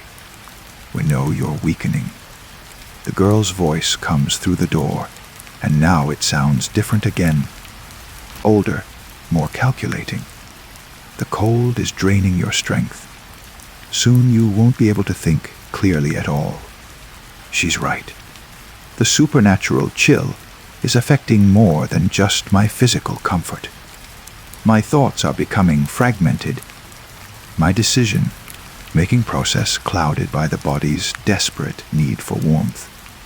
How long can I hold out before hypothermia makes the choice for me? Just say the words. The boy adds, his voice carrying a hypnotic cadence. Invite us in. 3 simple words, and all of this stops. 3 words. Come in, please. You're invited in. Enter my home. I find myself cycling through possibilities, testing different phrases to see which one feels most natural, most appropriate. The fact that I'm considering it at all terrifies me more than the cold, more than their black eyes, more than any of the impossible things I've witnessed tonight. They're getting inside my head, wearing down my resistance through a combination of physical discomfort and psychological manipulation. I need to change my situation somehow, break the pattern they've established. Staying in the house means slow surrender to hypothermia. But what alternatives do I have? The basement. My house has an old root cellar that connects to a tunnel system built during Prohibition. The previous owner mentioned it during our walkthrough, but warned that the tunnels were unstable and should never be used. Right now, unstable tunnels seem preferable to supernatural children. I make my way downstairs as quietly as possible, though I'm not sure stealth matters when they seem capable of tracking my movements regardless. The basement is marginally warmer than the upper floors, and the furnace provides both heat and ambient noise that might mask my activities. The root cellar door is hidden behind a stack of storage boxes that I have to move carefully in the dim light. The wood is warped and stubborn, but it finally opens with a groan that seems impossibly loud in the silence. Beyond the door, a narrow tunnel disappears into darkness. The air smells of earth and age, but it's warmer than the house above. I grab a flashlight from my emergency kit and step into the passage. The tunnel is barely wide enough for one person, with rough stone walls that weep moisture and wooden support beams that look questionable at best. But it leads away from the house, and right now, distance is more important than safety. I've traveled perhaps 50 yards when I hear them calling from above. "Where are you going?" The girl's voice echoes down through the basement, carrying a note of genuine surprise. "You can't leave. We haven't finished helping you yet. Come back," the boy adds, and for the first time, he sounds almost plaintive. "The tunnels aren't safe. You could get lost. You could get hurt." They're concerned for my physical well-being would be touching if I believed it was genuine. More likely, they need me to return to the house for whatever they have planned to work properly. The tunnel branches ahead, and I choose the path that seems to lead furthest from my property. The flashlight beam reveals stone walls carved directly from bedrock, with alcoves that might once have held supplies or equipment. This is definitely part of the old bootlegger network that honeycombed this part of town during the 1920s. Behind me, I can hear sounds that might be footsteps, but they echo strangely in the confined space, making it impossible to determine distance or direction. The children might be following me, or the sounds might be acoustic tricks created by the tunnel's architecture. "You're making this harder than it needs to be." The girl's voice reaches me, though it seems to come from ahead rather than behind. "We just want to help." How can her voice be coming from in front of me when they were at my house moments ago? Unless the tunnel system is more complex than I realized, with connections that allow sound to travel in unexpected ways. Or unless they're not bound by the same physical limitations that constrain normal humans. The tunnel continues for what feels like miles, though I know it's probably only a few hundred yards. My flashlight beam reveals side passages, dead ends, and chambers that might once have served as storage or meeting spaces. The entire network is larger and more elaborate than I imagined. I choose a chamber that appears to dead end, hoping to find a place to rest and think. But as my light illuminates the space, I realize I'm not alone. Two figures sit against the far wall, small and still, waiting in the darkness. Even before my flashlight fully reveals them, I know what I'll see. The same children. The same faded blue dress and pressed formal clothes. The same perfect posture and adult stillness. The same black eyes that reflect my flashlight beam like mirrors. "You took a very long way to get here," the girl observes, her voice carrying amusement. "But you arrived exactly when we expected you to." Oh, I begin, but the question dies in my throat. How they got here, how they knew where I was going, how they anticipated my route. None of it matters now. What matters is that I'm trapped in an underground chamber with entities that have been manipulating me from the beginning. The tunnels all lead here, the boy explains, gesturing to the chamber around us. They were designed that way. Multiple entrances, single destination. I look back toward the passage I came through, and my flashlight reveals something I hadn't noticed before. The tunnel doesn't continue beyond this chamber. It ends here, in this space, as if the entire network was constructed to funnel people to this exact location. This is where we live. The girl continues conversationally. Underground, in the dark, in the cold. We've been here for a very long time. What do you want from me? I ask, though I'm not sure I want to hear the answer. Company. They respond in unison, and their voices carry a loneliness so profound it makes my heart ache, despite my terror. We've been alone for so long. We just want someone to stay with us. Forever, the boy adds, and that word again sounds less like a promise and more like a sentence. I understand now why they needed me to invite them in, why they couldn't simply enter my house by force. The invitation wasn't about accessing my home.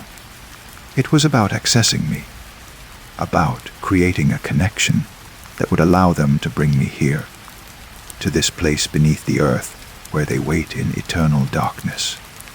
You're not children, I whisper, and the words seem to echo forever in the stone chamber. No, the girl agrees sadly. We were once, a very long time ago. But we've been here so long we barely remember what that felt like. The house, the cold, the voices, all of that was to drive me down here. People don't usually come willingly. The boy explains matter of factly. They have to be motivated. Fear works well. So does cold. So does the promise of safety. But now you're here, the girl continues, and you can stay with us. We can teach you how to wait the way we wait, how to exist the way we exist. It's peaceful, after you stop fighting it. The flashlight dims as its batteries begin to fail, and the chamber slowly fills with darkness. In the growing gloom, I can barely make out their silhouettes, but their black eyes seem to generate their own anti-light, creating pockets of absolute void in the stone space. What happened to the other people? I ask. The ones you brought here before me. They're here too. The children respond together, and I realize the chamber is larger than I thought, extends further into darkness than my failing flashlight revealed. They're sleeping now, but they'll wake up when you join them. I think I can hear breathing in the darkness, not just my own labored exhalations, but the slow, measured breathing of multiple sleepers. How many people have they lured down here over the years? How many lonely residents of the neighborhood above have found themselves drawn into this underground trap? It doesn't hurt, the girl assures me, her voice gentle and almost maternal. You just close your eyes and let go. And when you wake up, you'll be like us, part of our family, forever, the boy adds once more, and this time the word sounds almost welcoming. The flashlight dies completely, plunging us into absolute darkness. In the black silence, I can hear my own heartbeat, my own breathing, and the slow, patient inhalations of the sleepers around me. And I can hear the children moving, their footsteps soft but deliberate as they approach through the darkness. Just close your eyes, the girl whispers, and her voice is right beside my ear. Just let go. I feel small hands touching my shoulders, my arms, my face. Cold fingers that probe gently but insistently, as if they're memorizing my features or checking my temperature. Sleep. The boy's voice joins hers, and together they begin to hum that same hypnotic lullaby I heard outside my house. Sleep and dream and stay with us. The melody is impossibly beautiful in the stone chamber, harmonizing with itself as it echoes off the walls. My eyelids grow heavy, and my body begins to relax despite every instinct screaming against surrender. Maybe they're right. Maybe resistance is pointless. Maybe forever doesn't sound so terrible when the alternative is the loneliness I left behind in the house above.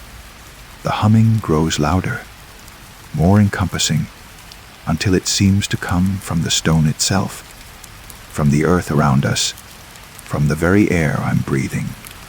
My eyes close, and I feel myself sinking into darkness that might be sleep, or might be something else entirely. But in that final moment before consciousness fades, I hear something that doesn't belong, a sound from the surface world that penetrates even here. A siren. Multiple sirens, growing closer.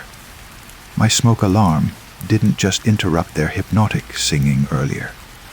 It triggered an automatic alert to the fire department, a safety feature I'd forgotten about. When I moved into the house, the emergency responders are coming, bringing light and noise and the complications of the living world. The children's humming stops abruptly. They can't come down here. The girl's voice carries new tension. They can't know about this place. We have to go back up. The boy agrees reluctantly. We have to make everything look normal. Their hands release me, and I hear them moving away through the darkness. Their footsteps fading as they retreat deeper into the tunnel system. But before they disappear completely, the girl's voice reaches me one last time. We'll be waiting, she promises. When the sirens stop, when the people leave, when you're alone again, we'll be waiting. In the distance, I can hear voices calling my name, see the faint glimmer of flashlight beams penetrating the tunnel network. The emergency responders have found the root cellar door, have discovered the entrance to the underground passages. I call out weakly, my voice barely a whisper after everything I've been through. But it's enough. The lights grow brighter, the voices grow closer, and soon I'm surrounded by firefighters and paramedics who wrap me in warm blankets and help me to my feet. They ask questions I can't answer, make observations about the tunnel system that don't match what I experienced, treat me for hypothermia and exhaustion and shock. The official report will list this as a case of someone getting lost in a dangerous underground network during a winter power outage. But as they lead me back to the surface, I look over my shoulder into the darkness we're leaving behind. Somewhere in that maze of stone and shadow, two figures wait with patient stillness, their black eyes reflecting nothing, their voices ready to call out through another winter night. They know where I live. They know I'll be alone again soon. Once the emergency responders finish their work, and the temporary excitement fades back into everyday routine, and they know that next time I might be ready to listen when they offer to help me stop being afraid, stop questioning everything, stop fighting the inevitability of joining them in their eternal underground silence. Next time, I might finally be ready to let go. Story 5. I found the letters again today, tucked behind my mother's jewelry box after the funeral. 23 years old, and I'm still discovering secrets she kept buried in the dark corners of our old house. The paper feels brittle between my fingers, yellowed with age, and the handwriting. God, the handwriting is so familiar it makes my skin crawl. Dear Emma, I saw you at the playground today. You were wearing the blue dress with tiny flowers. You have such beautiful hair when it catches the sunlight. The envelope bears no return address, postmarked from our own town. October 15th, 1987. I would have been 7 years old then. 7, and completely unaware that someone was watching me, documenting my movements, writing to me with the careful penmanship of a man who had all the time in the world. I can hear the old house settling around me as I read, each creak of the floorboards above sounding deliberate, purposeful. The heating system clicks on with its familiar wheeze, but tonight it sounds different. Tonight it sounds like breathing. Dear Emma, you dropped your backpack near the swings yesterday. I wanted to help you pick up your scattered crayons, but your mother came too quickly. She's very protective, isn't she? Always watching, always there. But she can't watch forever. My hands shake as I turn each page. There are dozens of them, carefully preserved in chronological order. Someone had been documenting my childhood with the methodical precision of a scientist studying a specimen. The letters span years, from when I was 7 until I turned 13, and we moved across town to a new house with better locks and brighter streetlights. The tea kettle whistles downstairs, though I don't remember putting it on. The sound cuts through the silence like a scream, then stops abruptly. My mother always said this house had its own personality, its own moods. Tonight, it feels watchful. Dear Emma, how's I know about the new route you take to school? Maple Street, then cutting through the park. Your mother thinks you're taking the bus, but I see you walking alone each morning. The fog looks beautiful around your small shoulders. A floorboard groans somewhere in the hallway. Just the house settling, I tell myself. Just old wood adjusting to the night's cooling temperature. But the sound comes again, deliberate and measured, like footsteps pacing back and forth outside my childhood bedroom door. I flip through more letters, and the tone grows increasingly intimate, increasingly wrong. This person knew my daily routines, my favorite hiding spots, even the games I played alone in my backyard. They knew which window was my bedroom, which path I took to the corner store, what time my mother left for work each morning. Dear Emma, I tried calling your name today, but you didn't hear me, or perhaps you chose not to turn around. That's all right. Sometimes the most beautiful conversations happen in silence. I'll wait. I have endless patience. The silence in the house feels thick now, pressing against my eardrums like cotton. But beneath it, I can hear something else, the soft scratch of pencil on paper, coming from somewhere deeper in the house. The same careful, measured scraping that might have created these very letters. My mother's voice echoes in my memory. Never talk to strangers, Emma. Never go anywhere alone. Always tell me if someone approaches you. She'd been so vigilant, so protective that I'd felt suffocated as a child.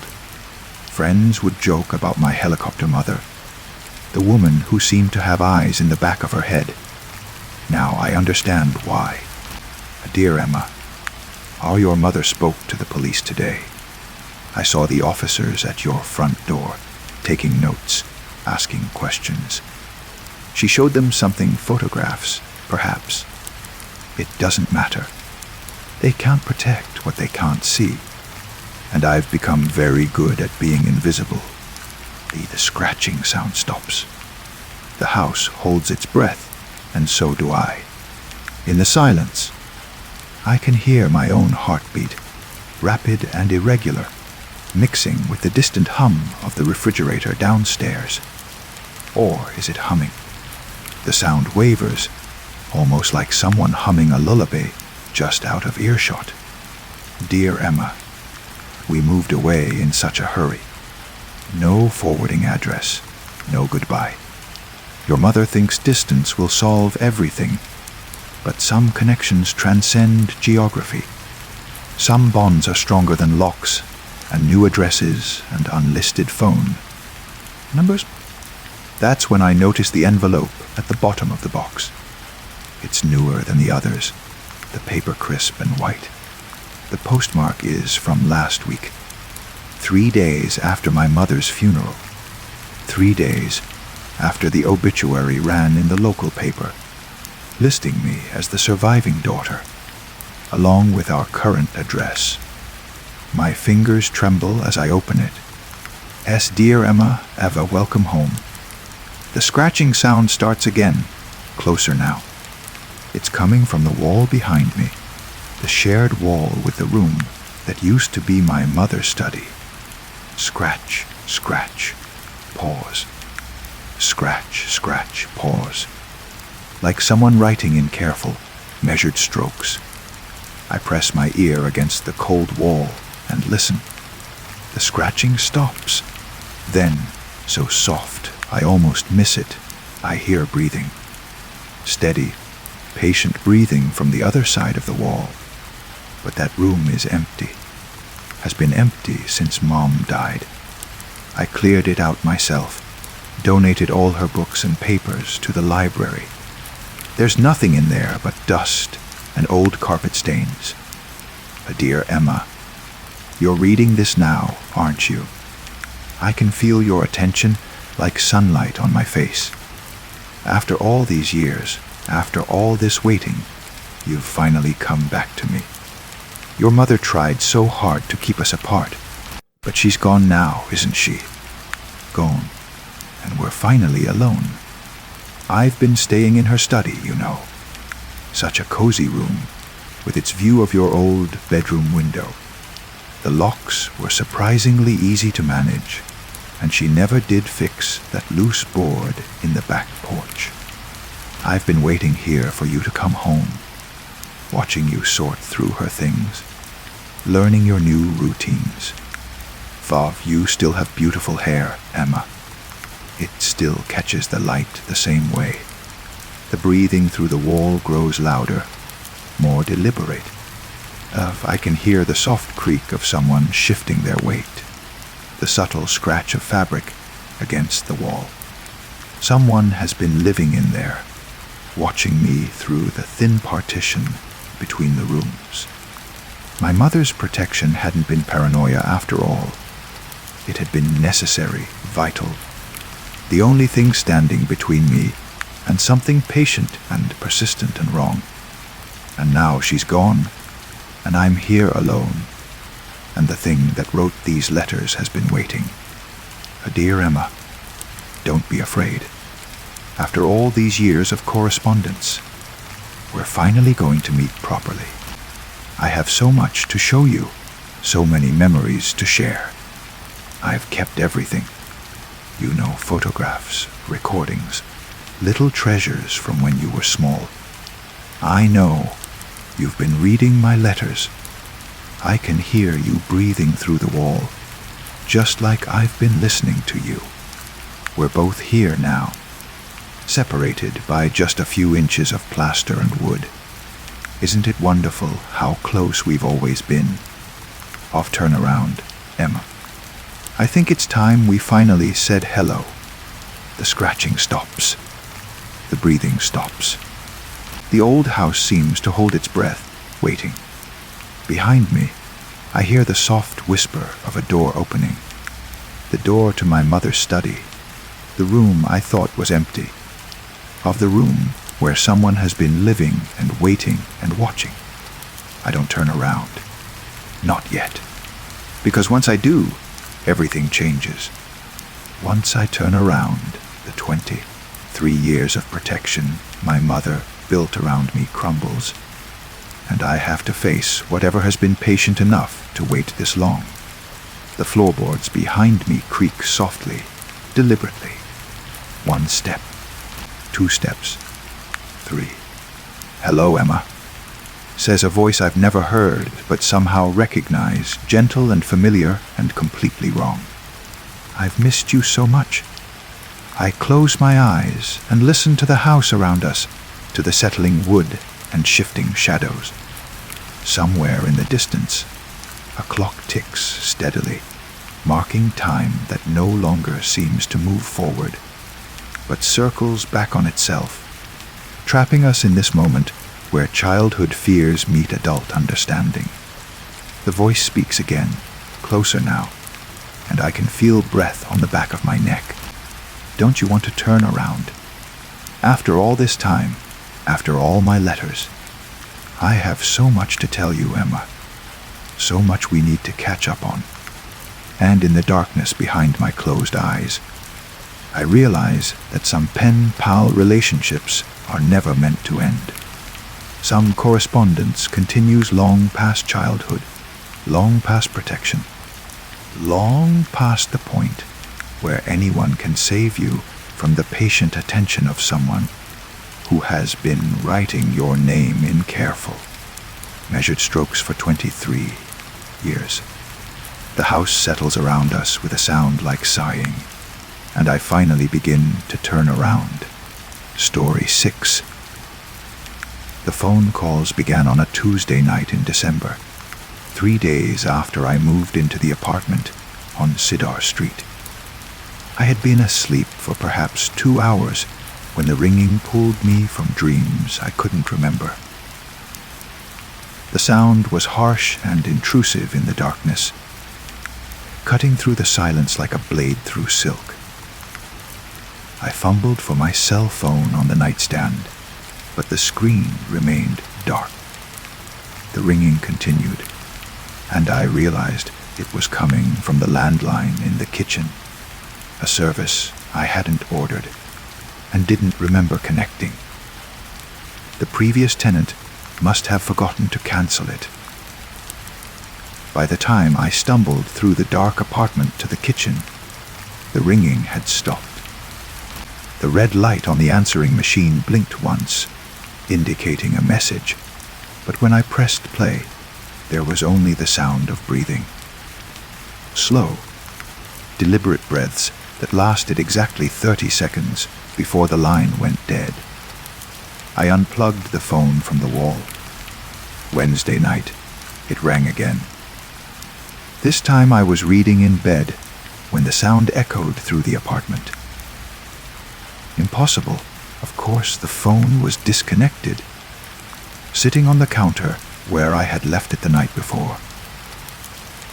But the ringing was undeniably real, sharp and insistent in the quiet night air. I walked to the kitchen and stared at the unplugged device. The handset sat in its cradle, cord coiled neatly beside it. Jack lying loose on the counter where I had pulled it from the wall. Yet it continued to ring with mechanical persistence, the sound emerging from its speaker as if powered by some internal source. When I picked up the handset, the ringing stopped immediately. The line was silent for several seconds, and then came the laughter. It started as a low chuckle, the kind of sound someone makes when they find something privately amusing.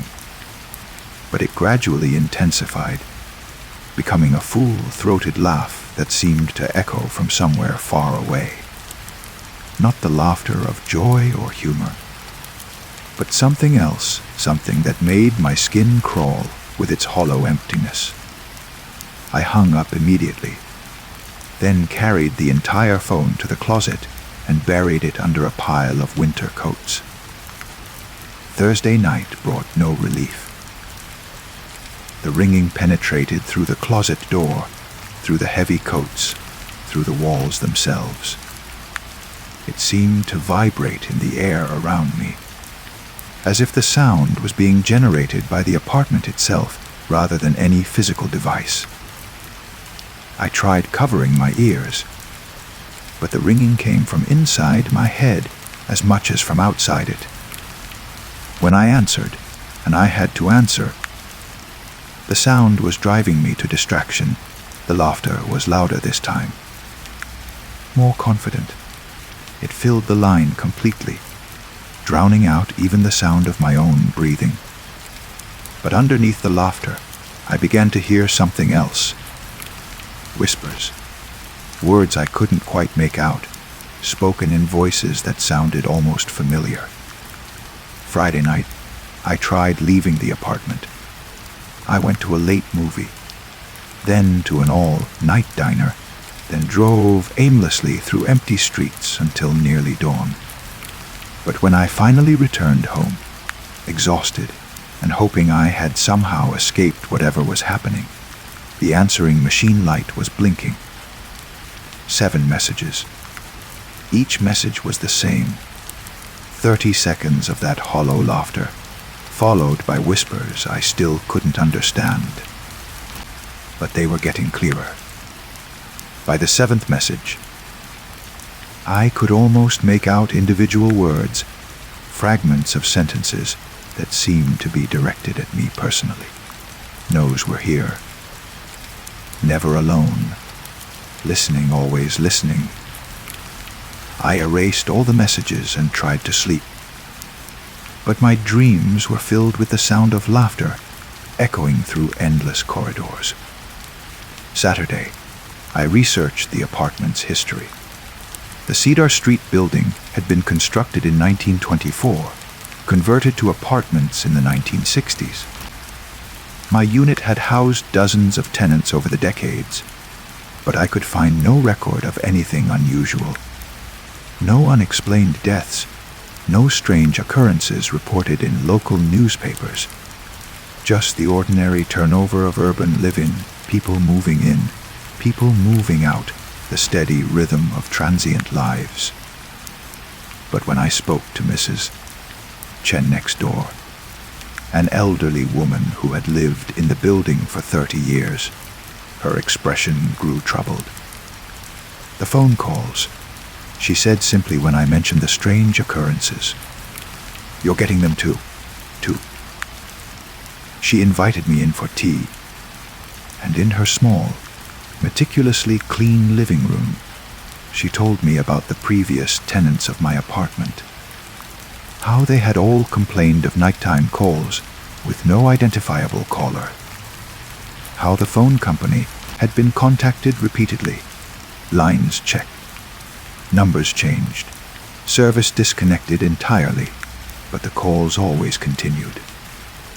Most people don't last more than a few months, she said, her hands wrapped around her teacup as if drawing warmth from it.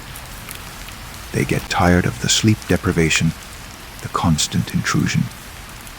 The last tenant, Sarah, she lasted 6 months. Tough young woman, photographer. But even she gave up eventually. What did the calls say? Mrs. Chen was quiet for a long moment. They learn about you, she said finally. The longer you stay, the more personal they become. They start to know things they shouldn't know, say things that get under your skin. Sunday night, the calls became more frequent.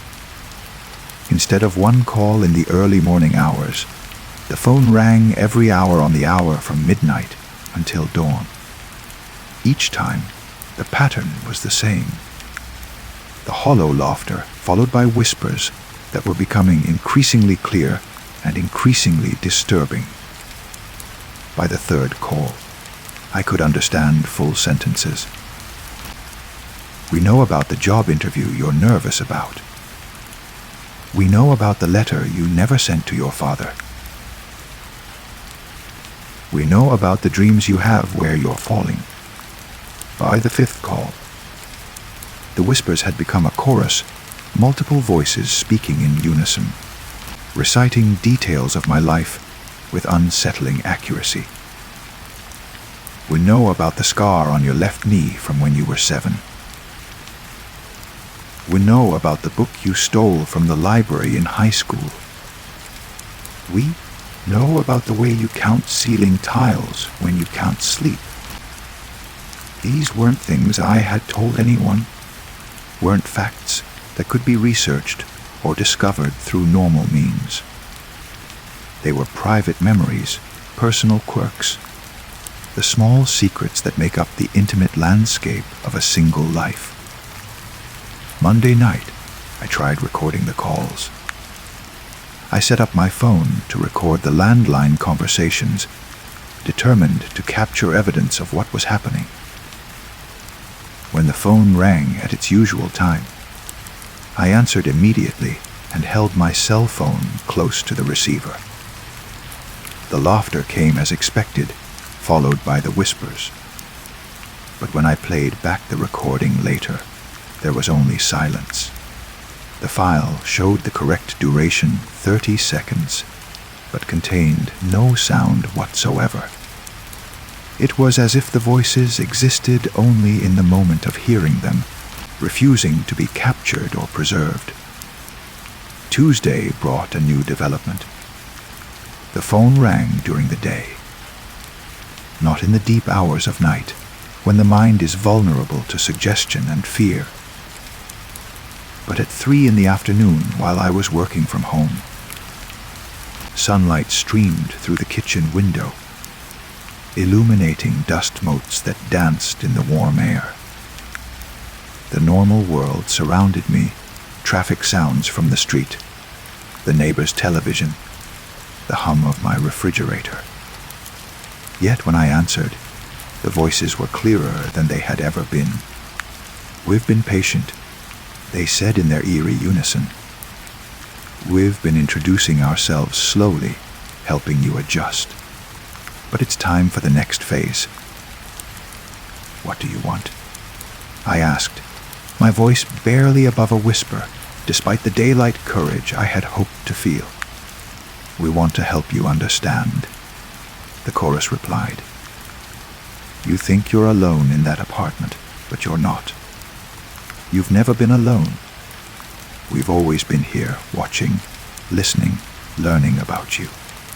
The phone calls are just the beginning, our way of reaching across the divide." What divide? The thin place between what is and what was. Your apartment sits on a crossroads, a place where voices carry farther than they should. We're not making these calls from your world. We're calling from somewhere else entirely. That night, I researched the building's history more thoroughly. What I found in the old city records made my blood run cold. The Cedar Street building hadn't always been apartments before its conversion in the 1960s. It had been a telephone exchange, one of the old manual switching stations where operators connected calls by plugging cables into numbered jacks. The exchange had operated from 1924 until 1963, when automated switching finally made the building obsolete. During those nearly 4 decades, dozens of operators had worked in the building, most of them young women who spent their shifts in the windowless rooms of what was now my apartment, connecting voices across the city through the maze of cables and switches. In 1955, there had been a fire, electrical short in the switching equipment during the night shift. 3 operators had died, not from the flames, but from smoke inhalation. They had been trapped in the basement switching room, unable to escape when the ventilation system failed. Their names were Margaret Santos, age 22, Dorothy Kim, age 19, and Helen Morrison, age 24. Wednesday night, I asked their names when the phone rang. Margaret, Dorothy, Helen. For laughter stopped immediately. For the first time since the calls had begun, there was complete silence on the line. Then, in a voice that was distinctly different from the chorus younger. More tentative came a single word. "Wes, you're the telephone operators who died in the fire, who never left," came the reply, and now I could distinguish 3 separate voices, speaking in overlapping whispers. The fire happened so fast. One moment we were connecting calls, helping people reach each other across the distance. The next moment, everything went dark. But we didn't stop working. We couldn't stop. The calls kept coming through, voices needing to be connected. But that was almost 70 years ago. Time moves differently here. We're still at our stations, still working the night shift. But the equipment changed around us, the building changed, the world changed. The old manual switches are gone, but the connections remain. We learned to use what's available, the phone lines that still run through these walls, the electrical current that powers the modern world. Thursday night, I began to understand their purpose. Every apartment in this building has had the same tenant, Helen explained during that night's call. Not the same person, but the same type of person. People who are isolated, disconnected from others. People who need what we use to provide connection, communication. Someone to bridge the distance between them and the rest of the world. But you're terrorizing them with these calls. We don't mean to frighten. Margaret's voice was apologetic, almost maternal. But we've been alone for so long, and when someone moves into our old workplace, we get excited. We want to help, to do our job again. But we're not very good at it anymore. The previous tenants all moved out. They didn't understand, Dorothy said, her voice carrying the petulance of youth. They thought we were trying to hurt them. But we only wanted to help them connect with others, with themselves, with us. We know things about people that they don't even know about themselves. We could help them if they'd let us. A Friday, I tried to sleep during the day and stay awake at night. If I was going to coexist with the phantom operators, I reasoned, perhaps I should adjust to their schedule. They had worked the night shift in life. Perhaps they were most active during those same hours in death. When the phone rang at midnight, I was ready. "Good evening, Cedar Street Exchange," I said, trying to match the professional tone I imagined they had used in life. The response was immediate and filled with what I could only describe as joy. "Oh," Margaret's voice was bright with delight. "Oh, how wonderful. You understand? Well, I have several calls waiting," Helen added, the excitement making her voice tremble. "People who need to be connected. Will you help us?" I hesitated. "How?" "Just listen," Dorothy instructed. "We'll patch them through to you. You don't have to say anything. Just be present while they speak. Sometimes people need to know someone is listening, even if they can't hear the person on the other end." What followed was unlike anything I had ever experienced. Over the next hour, I heard fragments of conversations that seemed to come from across decades. A young man calling home to tell his parents he was safe after enlisting in what sounded like World War II. A woman placing an emergency call about a kitchen fire that had been extinguished before any real damage was done. Children calling their grandparents to share news about lost teeth and school plays. None of these calls seemed to be happening in real time.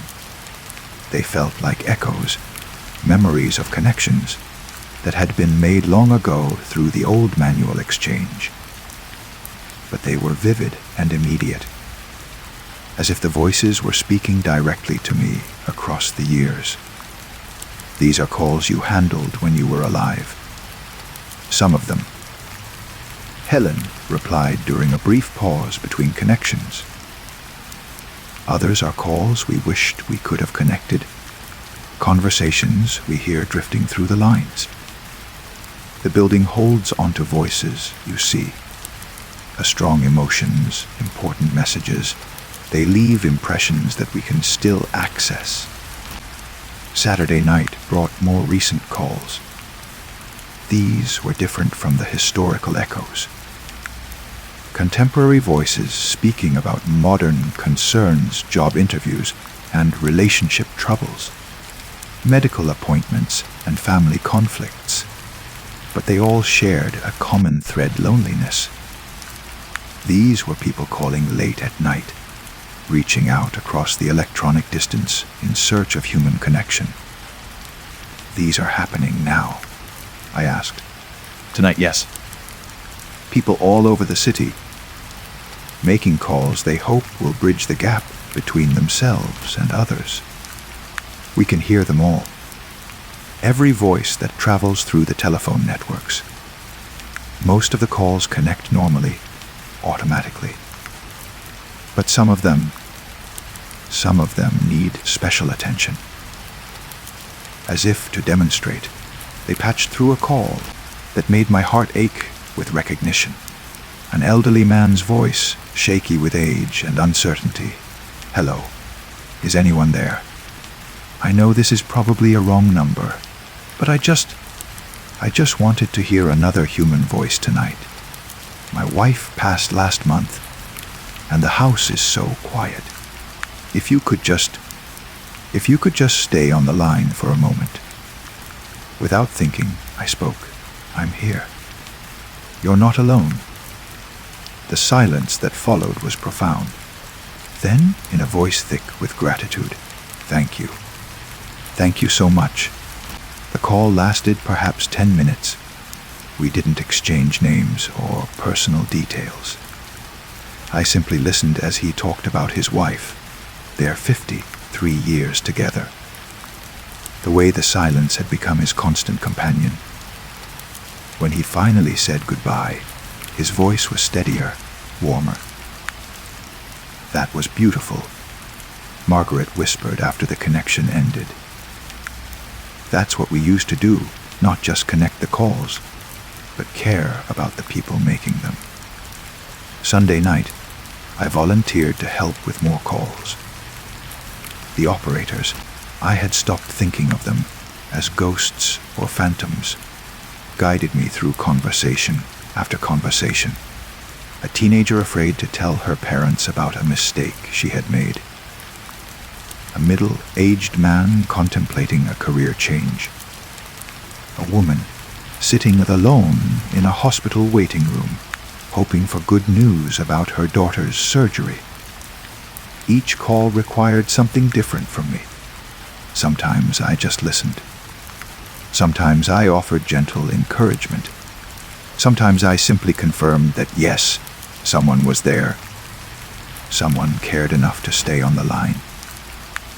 You're good at this, Dorothy observed, after I had spent nearly an hour talking with a young father who was overwhelmed by his new responsibilities. You understand what people need. I've been on the other end of these calls, I admitted.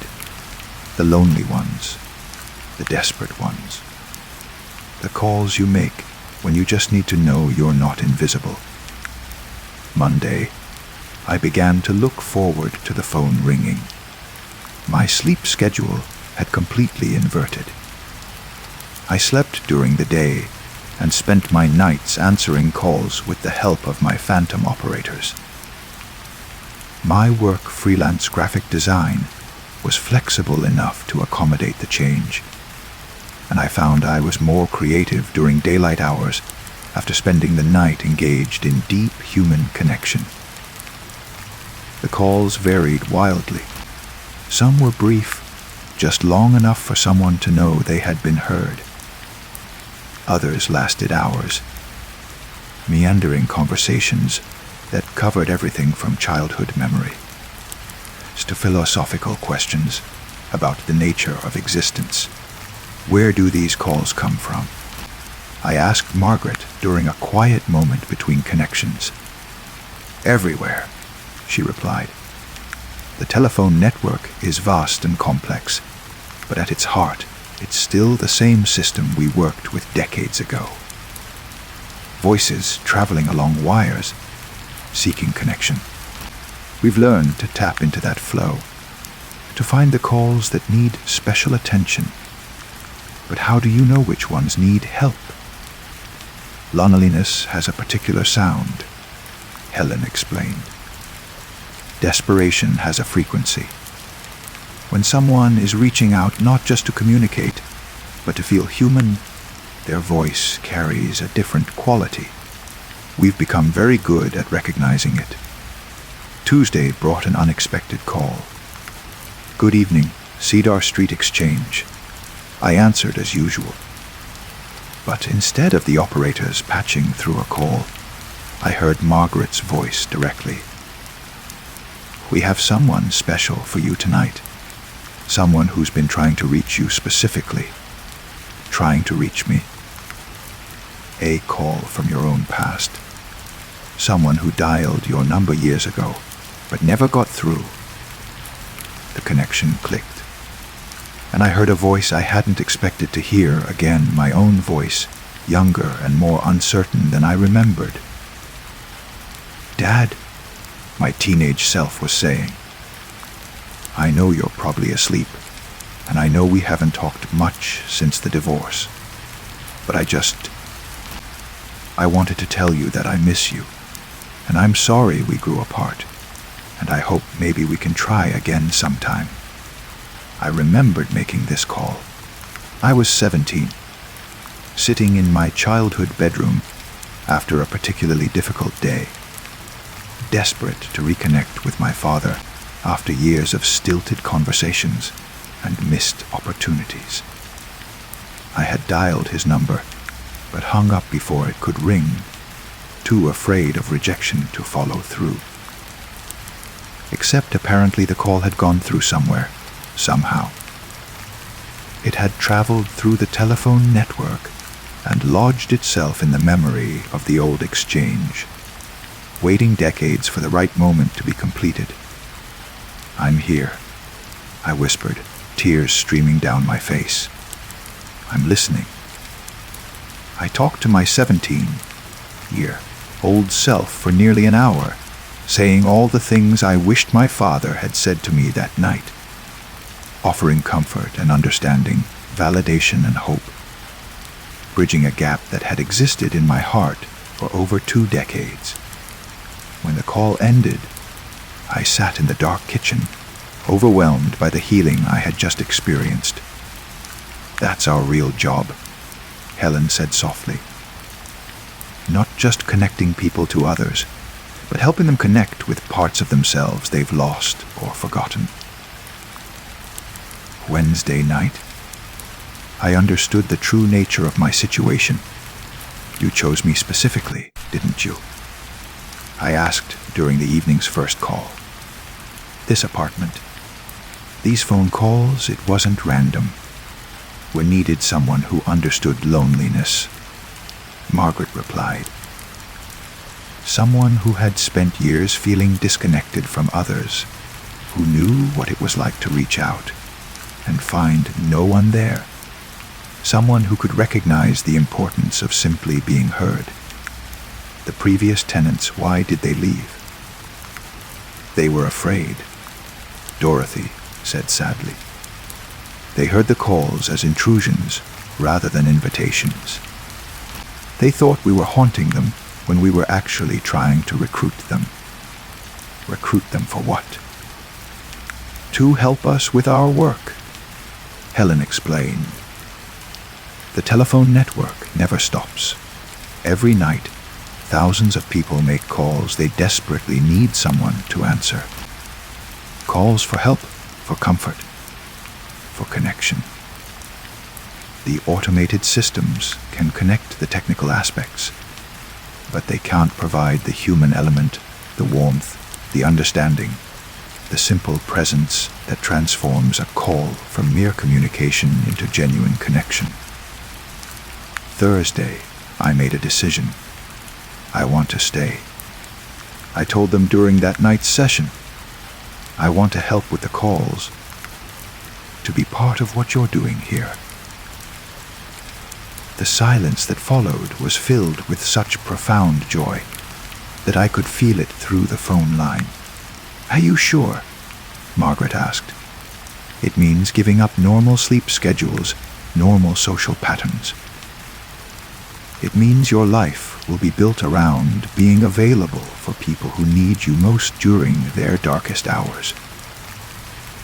I thought about my life before the calls had begun.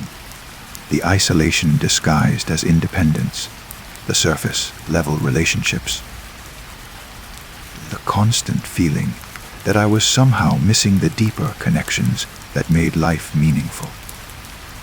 "I've never felt more useful than I have these past weeks," I said. "I've never felt more connected to other people, more like I was serving a real purpose." Friday night was my first official shift as a volunteer operator. Margaret, Dorothy, and Helen guided me through the complex process of identifying calls that needed human intervention. It was like learning to tune into a frequency that existed beneath the normal flow of communication, listening for the particular quality of voice that indicated someone was calling not just to talk, but to be saved. Over the following months, I developed skills I never knew I possessed. The ability to hear past someone's words to their actual need, the patience to sit with someone through long silences, the wisdom to know when to offer advice and when simply being present was enough. My daytime life simplified dramatically.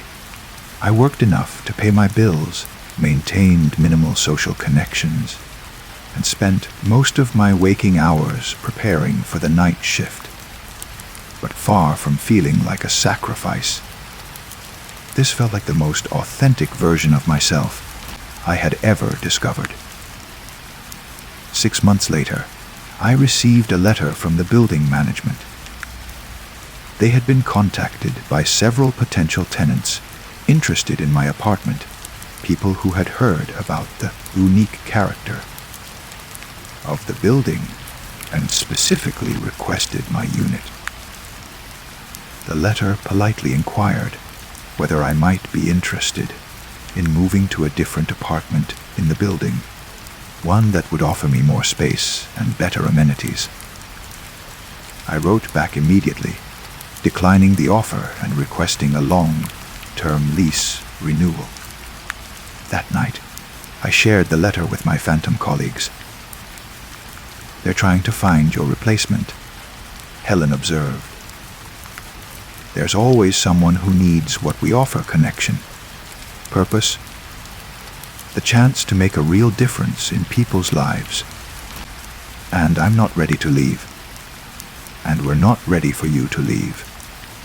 Margaret added warmly, "You've become part of our family, part of our mission. The calls have never been handled better." A year later, as I write this, I'm still answering the phone every night. The calls continue to amaze me with their variety and their humanity.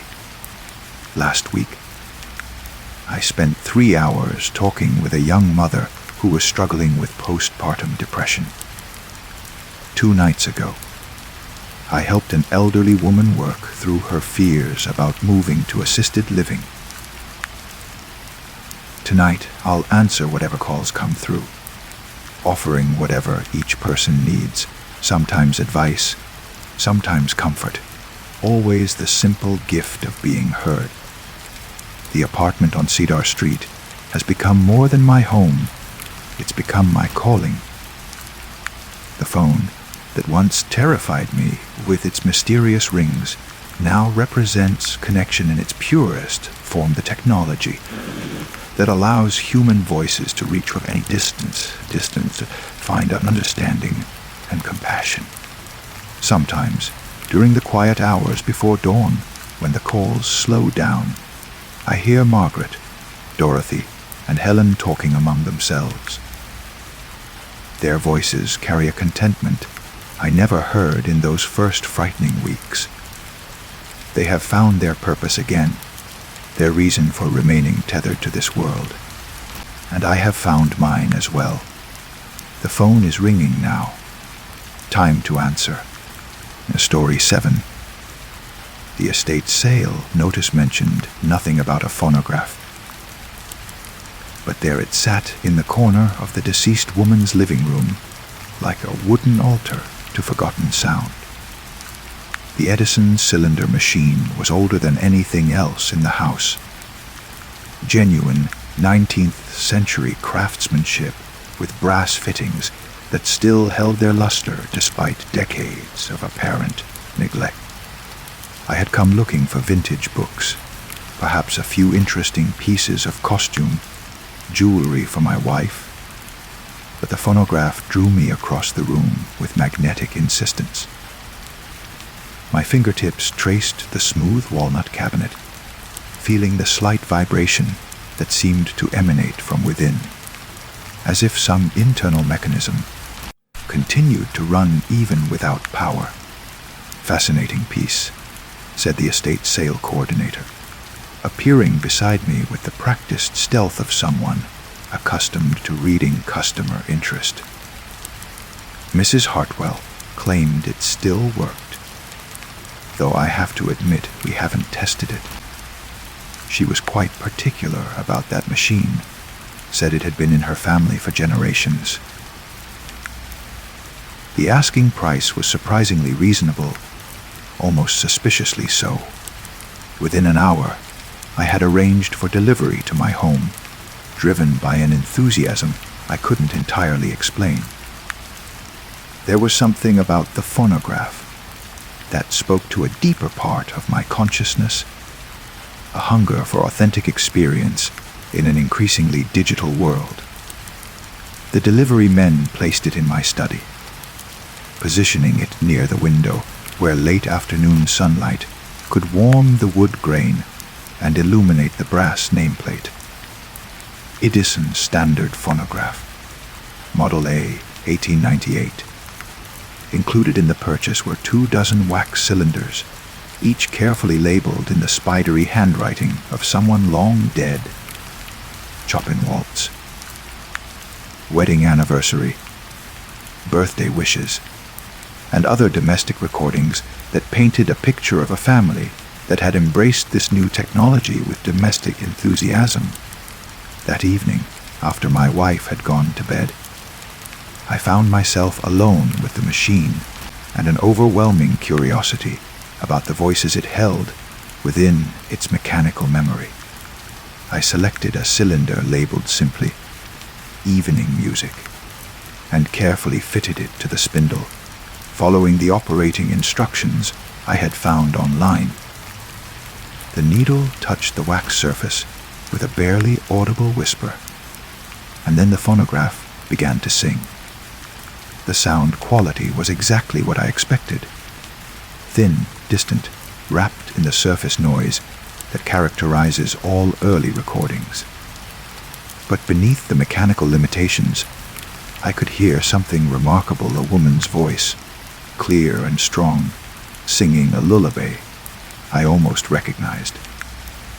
The melody was familiar, something from childhood perhaps, but the words were in a language I couldn't identify. As the recording played, I noticed something unusual about the room's acoustics. The sound seemed to emerge not just from the phonograph's horn, but from the walls themselves, as if the entire study had become a resonance chamber. The woman's voice surrounded me, creating the illusion that she stood just behind my chair, her breath warm against my neck as she sang. When the cylinder ended, silence rushed back into the room with unexpected weight. I found myself holding my breath, listening for some continuation of the song, but heard only the familiar sounds of the house settling into night. The creak of cooling wood, the distant hum of the refrigerator, the soft whisper of air moving through ventilation ducts. I played 3 more cylinders that first evening, each one a domestic recording of forgotten voices sharing forgotten moments. There was a birthday celebration with children singing off key, a wedding toast delivered by a nervous young man whose voice cracked with emotion, and what appeared to be a family gathering with multiple conversations overlapping in a warm cacophony of laughter and storytelling. But it was as I was preparing to shut down the machine for the night that I discovered the cylinder that would change everything. Tucked behind the others was a recording with no label, its wax surface darker than the rest, as if it had absorbed decades of shadows. I almost passed it over, but something about its weight in my hands suggested importance, secret knowledge waiting to be revealed. I fitted it to the machine and lowered the needle. For the first 30 seconds, there was only surface noise, the familiar crackle and pop of old wax. Then, gradually, a voice emerged from the static, not singing this time, but speaking in a low, conversational tone that made my skin prickle with recognition. It was my own voice, but I was speaking words I had never said, describing events that had never happened. The promotion came through on Thursday, just as I expected. Sarah was delighted, of course. We celebrated at that little Italian place on 5th Street, the one with the red awning. She wore her blue dress, the one that brings out her eyes. I stared at the phonograph in confusion and growing unease. Sarah, my wife, had never owned a blue dress, and there was no Italian restaurant with a red awning on 5th Street. Yet the voice was unmistakably mine, down to the slight lisp I'd had as a child and the way I habitually cleared my throat before making important statements. The recording continued. Next month, we'll start looking at houses in the Riverside district. Sarah has her heart set on something with a garden. I think we can afford it now with the raise. She doesn't know yet that I've already put a deposit down on the one with the white picket fence and the oak tree in the front yard. My hands began to shake. We had been discussing the possibility of moving, but we had never seriously considered the Riverside district. The prices there were well beyond our current means, and Sarah had never expressed any particular interest in gardening. Yet, as the recording played, describing domestic scenes that felt both foreign and familiar, I found myself remembering conversations that had never happened, visualizing rooms I had never seen, feeling emotions connected to experiences that existed only in the wax grooves of an impossible recording. The voice that was my voice continued. The diagnosis came back negative, thank God. When Sarah found that lump, we both feared the worst. But Dr. Martinez says it's completely benign. We're going to take that vacation to Ireland we've been talking about for years. Life's too short to keep postponing joy. I fumbled for the stop mechanism, my heart hammering against my ribs. Sarah had never found a lump. She had never mentioned any health concerns. We had never discussed a vacation to Ireland, and I didn't even know who Dr. Martinez might be. But as I sat in the darkened study, staring at the silent phonograph, I could feel false memories attempting to integrate themselves into my consciousness. I could almost see the relief on Sarah's face as she emerged from the doctor's office. I could almost taste the Irish coffee we would share in a pub in Dublin that existed only in the imagination of whatever force had created this impossible recording. Sleep that night was fractured and strange, filled with dreams of conversations I had never had and places I had never been. I woke with the lingering sensation that I had lived through experiences that belonged to someone else. Experiences recorded on wax cylinders that shouldn't exist. The next evening, despite every rational instinct warning me against it, I found myself drawn back to the study and the waiting phonograph. There were more unlabeled cylinders. I had somehow missed them during my initial inspection, or perhaps they had simply materialized overnight, waiting patiently for my discovery. Each one contained more recordings of my voice, describing a life that ran parallel to my own, but differed in crucial details. In one recording, I described the funeral of my father, who was very much alive and living in Arizona. The voice spoke with genuine grief about a man who had raised me with wisdom and patience, describing childhood memories that felt authentic but had never occurred. Another cylinder contained my voice announcing Sarah's pregnancy, our joy at the ultrasound results, our plans for converting the spare room into a nursery. Sarah and I had been trying to conceive for 2 years without success, a struggle that had put strain on our marriage and left us both wondering if parenthood would ever be possible. Yet in the recording, my voice spoke with the confidence of accomplished fact. The baby's due in October. Sarah's already started knitting blankets. We're going to call him David if it's a boy, Emma if it's a girl. I can hardly believe we're actually going to be parents. With each recording, the boundary between my actual memories and these phantom experiences grew thinner. I began to recall conversations with my supposedly dead father, to feel phantom kicks from Sarah's imaginary pregnancy, to navigate my way through a life that existed only in the grooves of impossible wax. By the end of the week, I had discovered over 30 cylinders, each one documenting events that felt more real than my actual experiences.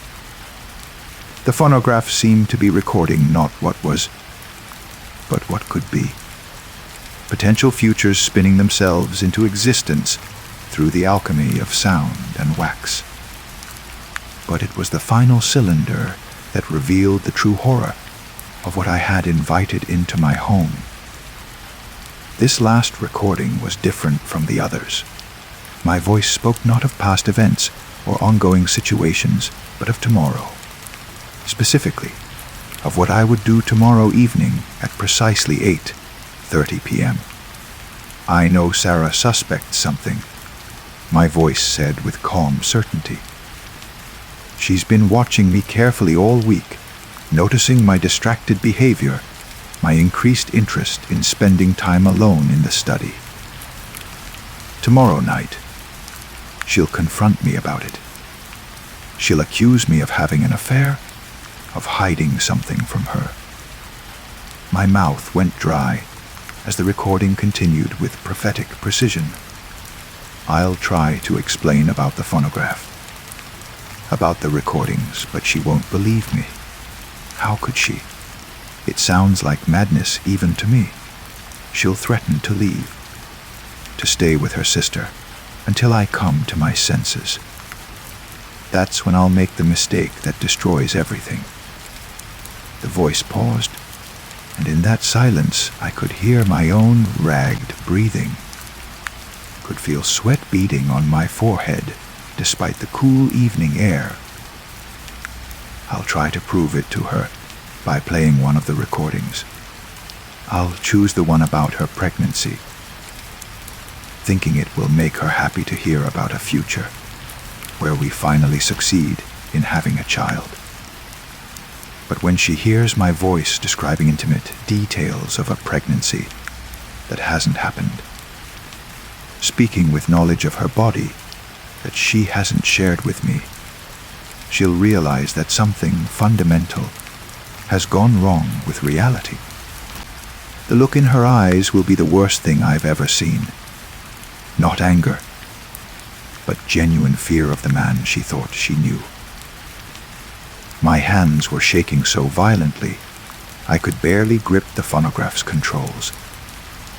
But the recording wasn't finished. She'll run from the house and never come back. I'll call the police to report her missing.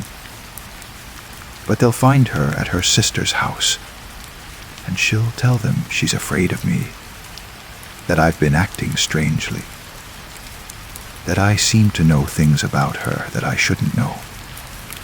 The investigation will reveal nothing criminal, but everything will be broken beyond repair.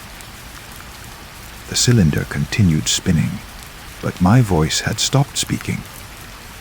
In the remaining minutes of the recording, there was only silence punctuated by what sounded like quiet weeping. I sat motionless until the cylinder reached its end, then carefully removed it and placed it with the others. The weight of predetermined fate pressed down on my shoulders like a physical burden. According to the recording, I now had less than 24 hours before my life would collapse along the exact trajectory the phonograph had foretold. Every rational part of my mind insisted that I could simply avoid the predicted catastrophe. I could put the phonograph away, say nothing to Sarah about the recordings, let the machine gather dust until the prophetic moment passed harmlessly by. But a deeper, more primitive part of my consciousness understood that choice was an illusion when dealing with forces that existed outside normal causality. The next evening arrived with the inevitability of sunrise. At 8:25, I found myself in the study, standing before the phonograph, despite my firm intention to spend the evening watching television with Sarah. At 8:27, I heard her footsteps in the hallway, approaching with the determined rhythm of someone who had made a difficult decision. At 8:30 exactly, she opened the study door. "We need to talk," she said, and I heard my own voice speaking the same words from within my memory of a recording I had listened to 24 hours earlier. The conversation unfolded exactly as predicted. Every word, every gesture, every escalating moment of confusion and fear played out like a script I had already memorized. When Sarah accused me of having an affair, I heard myself deny it with the same inflection, the same defensive posture the recording had captured. When she demanded to know what I was hiding, I felt my mouth opening to tell her about the phonograph, even as every fiber of my being screamed against fulfilling the prophecy. But the words emerged anyway, spilling out in precisely the same order, with the same desperate enthusiasm the recording had preserved. Sarah's expression shifted from suspicion to concern to something approaching terror, as I described the impossible machine and its prophetic cylinders.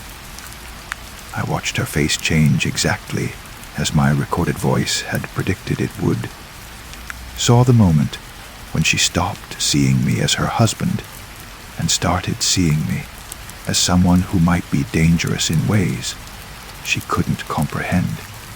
"That's impossible," she said, backing toward the door. "You're scaring me. Maybe you should talk to someone. Get some help." I moved toward the phonograph, driven by the same compulsion that had guided every action since the conversation began. I can prove it. I heard myself saying, "Let me show you one of the recordings." "Don't," Sarah whispered. But I was already fitting the pregnancy cylinder to the machine, already lowering the needle to the wax surface that held secrets she had never shared. My voice filled the room, speaking with intimate knowledge of a pregnancy that existed only in potential. The morning sickness started in the 3rd week, just like your mother warned you it would. You've been hiding the saltine crackers in your desk drawer at work, eating them between meetings to settle your stomach. Last Tuesday, you almost told me when I found you crying over a commercial about baby food, but you wanted to wait until you were sure. Sarah's face went white. I watched her hand move instinctively to her stomach, a gesture of protection over something that might or might not exist. The look in her eyes was exactly what the prophetic recording had described. Not anger, but the profound fear of someone who has discovered that the fundamental nature of reality is not what she thought it was. "How do you know about the crackers?" she whispered.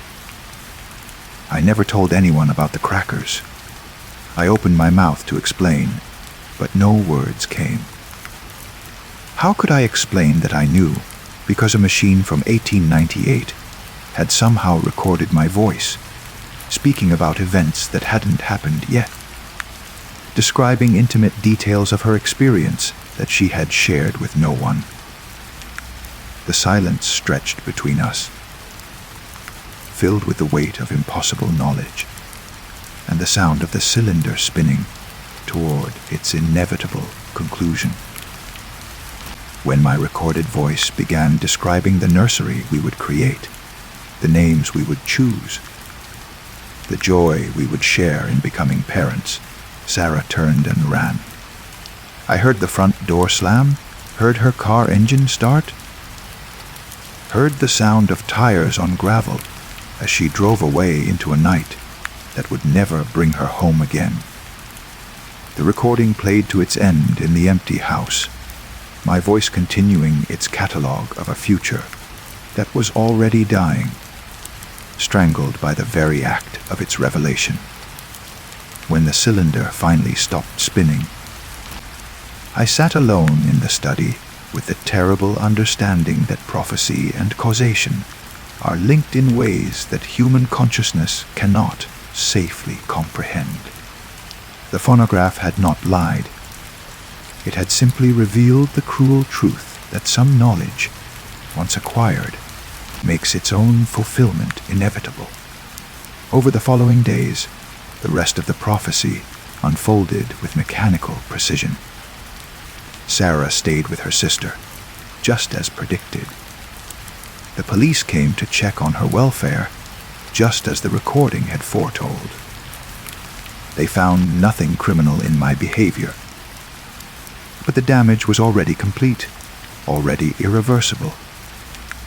I became obsessed with finding the remaining cylinders, searching every corner of the house for more recordings that might reveal what came next. But the phonograph had apparently exhausted its store of prophecies. The machine sat silent, offering no guidance for navigating a future. It had already destroyed through the act of revelation. Weeks passed in solitude, punctuated only by the mechanical routine of daily survival. I ate when hunger became unavoidable, slept when exhaustion overcame my racing thoughts, and spent the remaining hours staring at the phonograph and wondering whether it was possible to unknow what I had learned. It was during one of these vigils that I heard the sound that changed everything.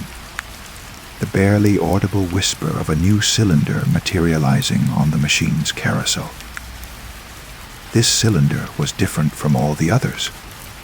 Darker, heavier, its surface reflecting light in patterns that hurt my eyes to follow. When I lifted it, My hands went numb with cold, and I could feel something moving within the wax itself, as if the recording were alive and struggling to escape its physical constraints. The label, written in handwriting I didn't recognize, consisted of a single word: truth. I knew I shouldn't play it.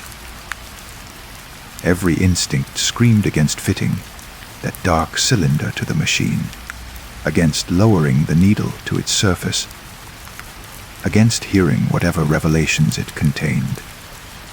But choice had become an illusion weeks ago, when I first discovered that the future could be recorded before it happened.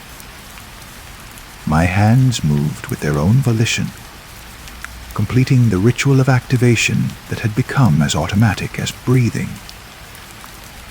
The voice that emerged from the phonograph was not my own this time.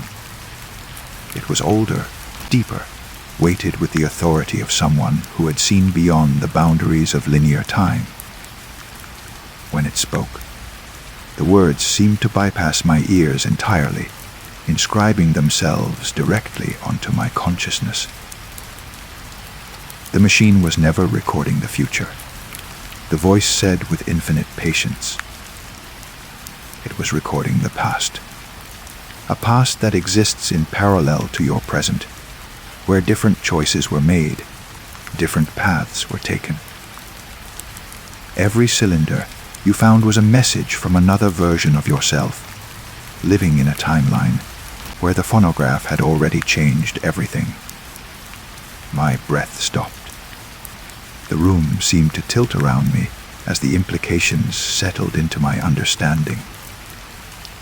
The Sarah who ran from your house, the marriage that ended, the loneliness you now experience, none of it was inevitable.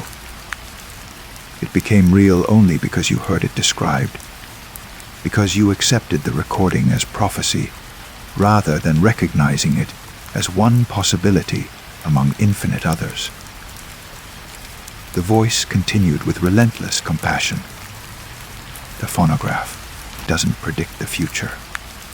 It creates it by convincing listeners that what they hear is destined rather than chosen.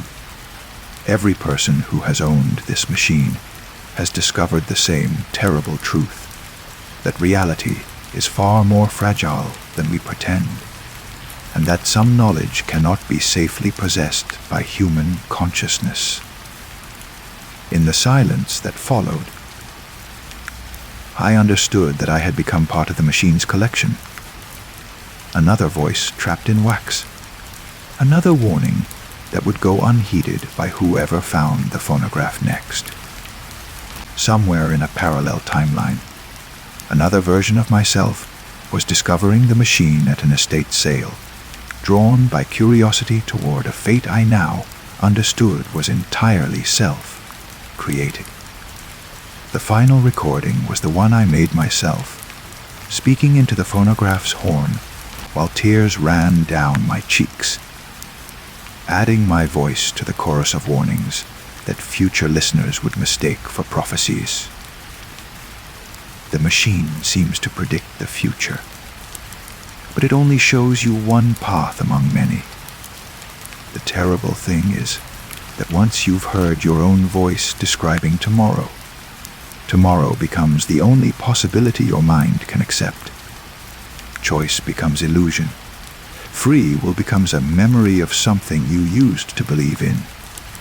I paused in my recording, listening to the soft mechanical sounds of wax being inscribed with words that someone else would hear, someone else would believe, someone else would fulfill through the simple act of listening. If you're hearing this, I continued, means you found the machine, just as I did. You'll think the recordings contain prophecies, but they're really just echoes from timelines where people like us made the mistake of believing that knowledge and wisdom are the same thing. The phonograph doesn't show you the future. It traps you in it by making you forget that the future is something you create rather than something you discover. When I finished recording, I carefully labeled the cylinder and placed it with the others, knowing that my warning would be ignored, just as I had ignored the warnings. I was only now beginning to understand. The machine had already selected its next owner, already begun the process of drawing them toward an estate sale, where a fascinating piece of antique technology would seem too reasonably priced to pass up. The phonograph sits in my study still, patient and eternal, waiting for hands that haven't yet learned to fear the sound of their own voice speaking words they haven't yet chosen to say. Sometimes, in the deep quiet of midnight, I can hear it humming softly to itself, not the mechanical sound of motors or gears, but something that might be satisfaction, or perhaps anticipation. The machine knows that prophecy is just another word for carefully orchestrated despair, and that the future is never as fixed as it seems, until you hear your own voice describing it as if it were already written in stone. In my dreams, I hear Sarah's laughter from the timeline where I never bought the phonograph, where our marriage survived my curiosity, where the spare room became a nursery, and the future remained something we created together rather than something we discovered alone in the dark. Story 8. The doll had belonged to my great-aunt Millicent, a woman I barely remembered from childhood visits that felt more like diplomatic missions than family gatherings. She had been the keeper of family history, the curator of ancestral belongings, the one who insisted that certain objects must never leave the bloodline, no matter how little sense they made in modern homes. When she died at 93, I inherited a house full of carefully preserved antiques and a responsibility I hadn't asked for. The lawyers explained that the will was quite specific. Everything must be kept together, maintained exactly as she had left it, preserved for future generations who would presumably appreciate the weight of family legacy. The doll sat in the front parlor, occupying a child-sized rocking chair position to face the window. It was carved from a single piece of oak, its features rendered with the kind of craftsmanship that had disappeared from the world sometime in the early 20th century. The face held an expression of patient intelligence, as if it were waiting for something specific to happen. Some event it had been promised decades ago.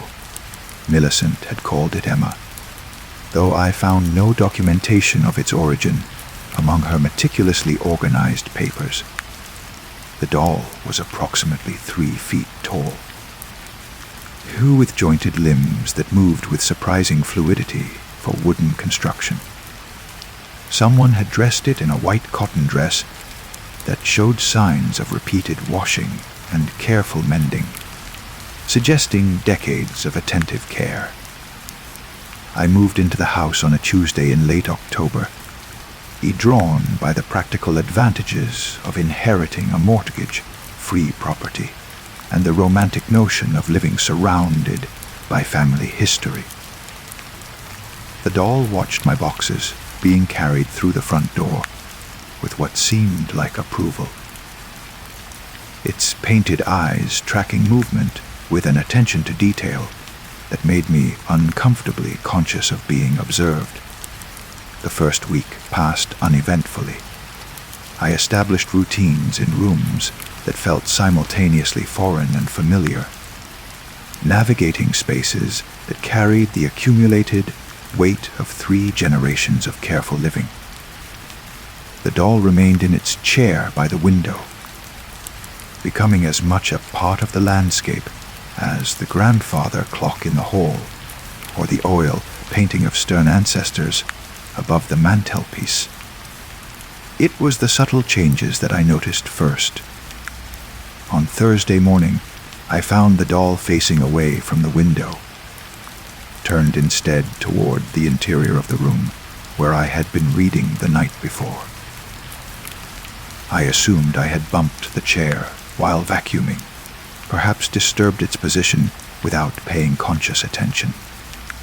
On Friday, the doll's hands were folded differently, no longer resting palm down on its knees, but clasped together in its lap with an air of expectancy that I couldn't quite shake from my thoughts. By Saturday, I was checking the doll's position each morning and evening, making mental notes of its posture and orientation. The changes were small but consistent, as if someone were making tiny adjustments during the hours when I slept or worked in other parts of the house. The rational explanations came easily, settling wood expanding and contracting with temperature changes, vibrations from passing traffic causing subtle shifts in position, my own imperfect memory creating the illusion of change where none existed. I had always been someone who preferred logical solutions to mysterious phenomena, but logic became harder to maintain when I started hearing the footsteps. The sound began on the 10th night, pulling me from sleep with the unmistakable rhythm of someone walking slowly through the downstairs rooms. Small footsteps, light but deliberate, moving from the parlor toward the kitchen with the careful pace of someone exploring familiar territory in darkness. I lay in bed listening, my heart hammering against my ribs as the footsteps made their way through the entire first floor. They paused in doorways, lingered in corners, occasionally accompanied by soft sounds that might have been furniture being touched or examined. The complete circuit took nearly an hour, ending where it had begun, in the front parlor. When I finally gathered courage to investigate, I found the doll exactly where I had left it, sitting peacefully in its rocking chair, facing the window with the same patient expression it had worn for decades. But the chair was rocking gently, back and forth in a rhythm that matched the footsteps I had heard overhead. Sleep became elusive after that first night. I found myself lying awake, listening for the sound of small feet on wooden floors, tracking the invisible presence as it moved through rooms I was learning to call home. The pattern was always the same: slow exploration, methodical examination, return to the parlor where the rocking chair would be moving when I finally worked up courage to look. By the end of the second week, I had developed the habit of speaking to the doll. It started as nervous chatter, the kind of one-sided conversation people have with pets or houseplants. "Good morning, Emma," I would say as I passed through the parlor. "Sleep well last night?" The questions were rhetorical, meant to normalize an increasingly abnormal situation through the familiar rituals of social interaction. But on Wednesday morning, as I paused in the doorway with my coffee cup and made my usual greeting, I could have sworn I heard a response. It was barely audible, more breath than voice, but it sounded distinctly like "good morning," spoken in the high, clear tones of a young child. I stood frozen in the doorway, coffee growing cold in my hands, staring at the motionless doll with its painted features and unchanging expression.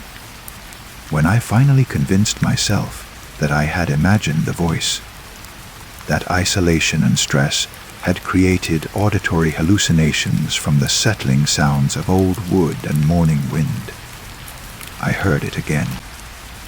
"You look tired." This time there was no mistaking it.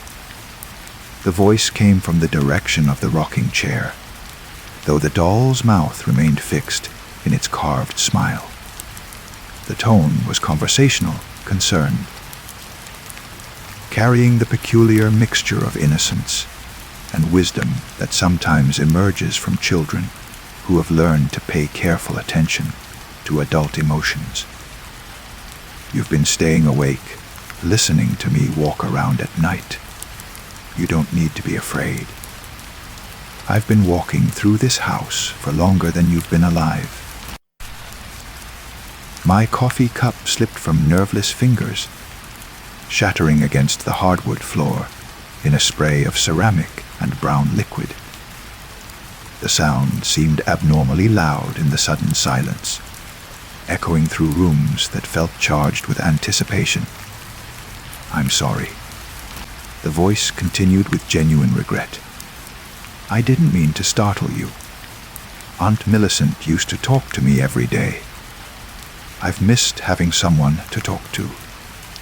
I backed out of the parlor, my eyes never leaving the motionless figure in the rocking chair. Every rational fiber of my being insisted that dolls don't speak. That carved wood doesn't develop consciousness. That I was experiencing some form of psychological break, brought on by isolation and the stress of major life changes. But the voice followed me into the hallway, clear and patient and utterly real. Please don't run away. I've been alone for 3 months since Aunt Millicent died. You're family now. You're supposed to take care of me. I spent that day in town, sitting in coffee shops and wandering through stores, avoiding the house and the impossible conversation that waited in the front parlor. By evening, I had constructed a framework of rational explanations: stress, induced hallucinations, carbon monoxide poisoning, perhaps some form of delayed grief response, manifesting as auditory phenomena. But when I returned home after dark, I found evidence that challenged every rational theory. The doll was no longer in its chair. It sat instead at the kitchen table, positioned in front of a setting that hadn't been there when I left. A child-sized portion of the casserole I had prepared the night before sat on the plate, carefully arranged as if someone had taken the time to create an appealing presentation. A glass of milk stood beside it, half empty, with small fingerprints visible on the smooth surface. I waited for you to come home, the voice said from behind me. I hope you don't mind that I helped myself to dinner. Aunt Millicent always said it was important to eat regularly. I turned slowly, my heart pounding so hard I could feel it in my throat. The doll sat perfectly still at the table, its wooden hands folded in its lap, its painted eyes fixed on mine with an expression that seemed both apologetic and hopeful. How? I managed to whisper. The same way I've always moved. Emma replied with the matter-of-fact tone of someone explaining something obvious. I wait until the house is quiet, until the living people are asleep or away. And then I remember what it feels like to have muscles and joints that respond to will. It's not so different from how you move, except that I have to concentrate harder, and I can only do it when no one is watching. The conversation continued for hours, ranging across topics that felt simultaneously mundane and impossible. Emma spoke about decades of observing family life from her chair by the window, about the loneliness of being conscious but unable to participate, about the careful cultivation of movement that had taken her decades to master. She remembered previous owners of the house, relatives I had never met, describing their habits and personalities with the detailed knowledge of someone who had spent years as a silent observer of human behavior. She knew about family secrets, about private conversations, about the small domestic dramas that had played out in rooms where she sat as an apparent decoration. I tried to talk to others before. She explained as we sat together in the kitchen. The strangeness of the situation gradually giving way to something that felt almost normal. But most people run away when they hear my voice. They think I'm something evil, something that doesn't belong in the world of the living. Aunt Millicent was different. She understood that some things exist between the spaces that most people recognize. Over the following weeks, we developed routines that accommodated both our needs. During the day, Emma remained motionless in her chair, maintaining the illusion of being an ordinary antique doll for any visitors who might call. But in the evenings, after the sun set and the house settled into its nighttime quiet, she would begin her careful exploration of rooms and objects, examining her environment with the curiosity of someone who had been forced to observe without participating for most of her existence. She was an ideal housemate in many ways. Quiet, considerate, endlessly patient with my questions about her nature and history. She helped with small tasks, her wooden fingers surprisingly deft at folding laundry or organizing papers. She never complained about my cooking or my choice of television programs, content simply to be included in the daily rituals of domestic life. But there were aspects of her presence that gradually began to wear on my nerves.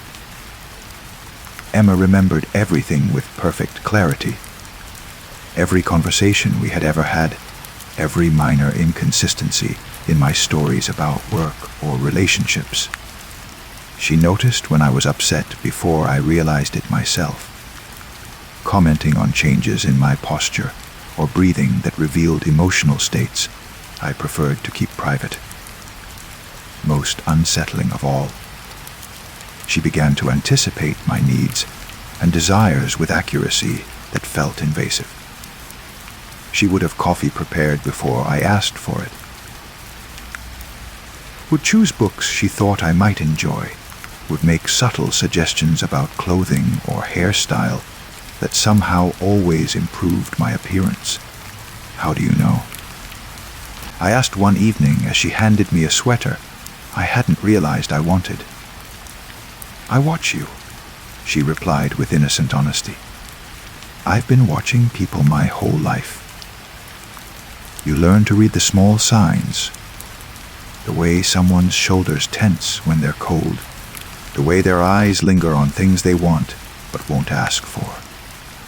It's not magic, it's just attention. The explanation was reasonable, but it raised questions about privacy that I wasn't sure how to address.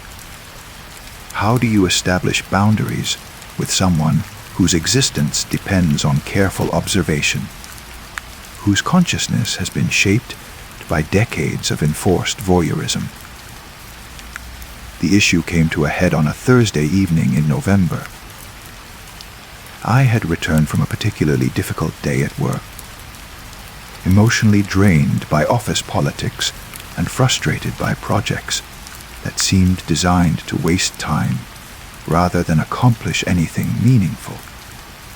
All I wanted was to eat a simple dinner and lose myself in mindless television until exhaustion made sleep possible.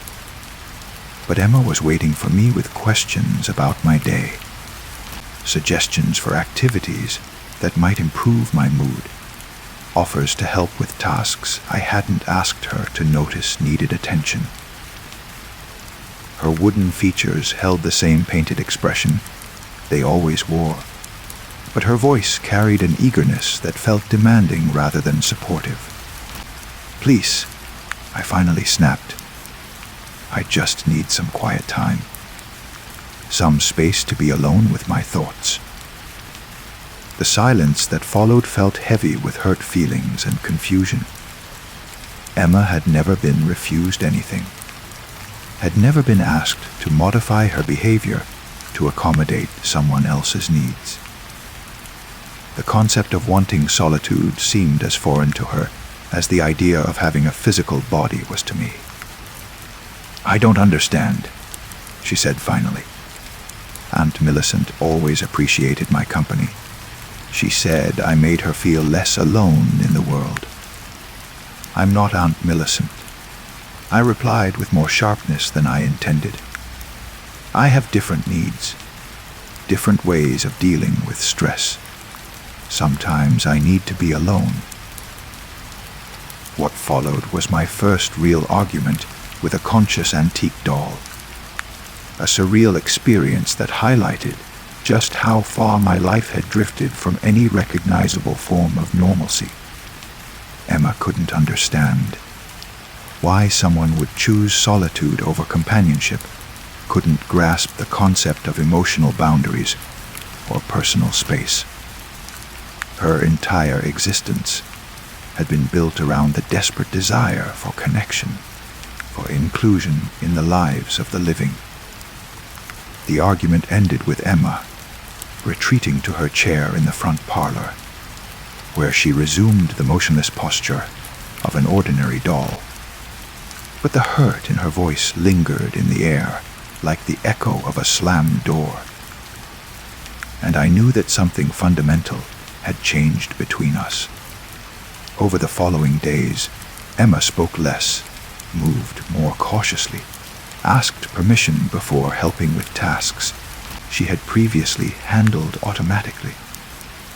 The easy companionship we had developed was replaced by a careful politeness that felt worse than her previous intrusive helpfulness. I tried to apologize, to explain that I valued her presence, while still needing occasional privacy.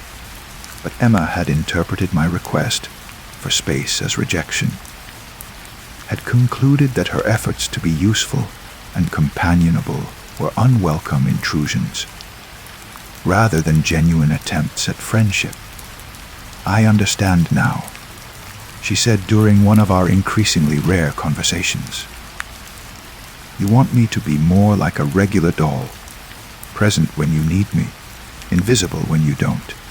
I can do that. I've had plenty of practice." The distance that opened between us felt like losing something precious I hadn't realized I valued until it was gone.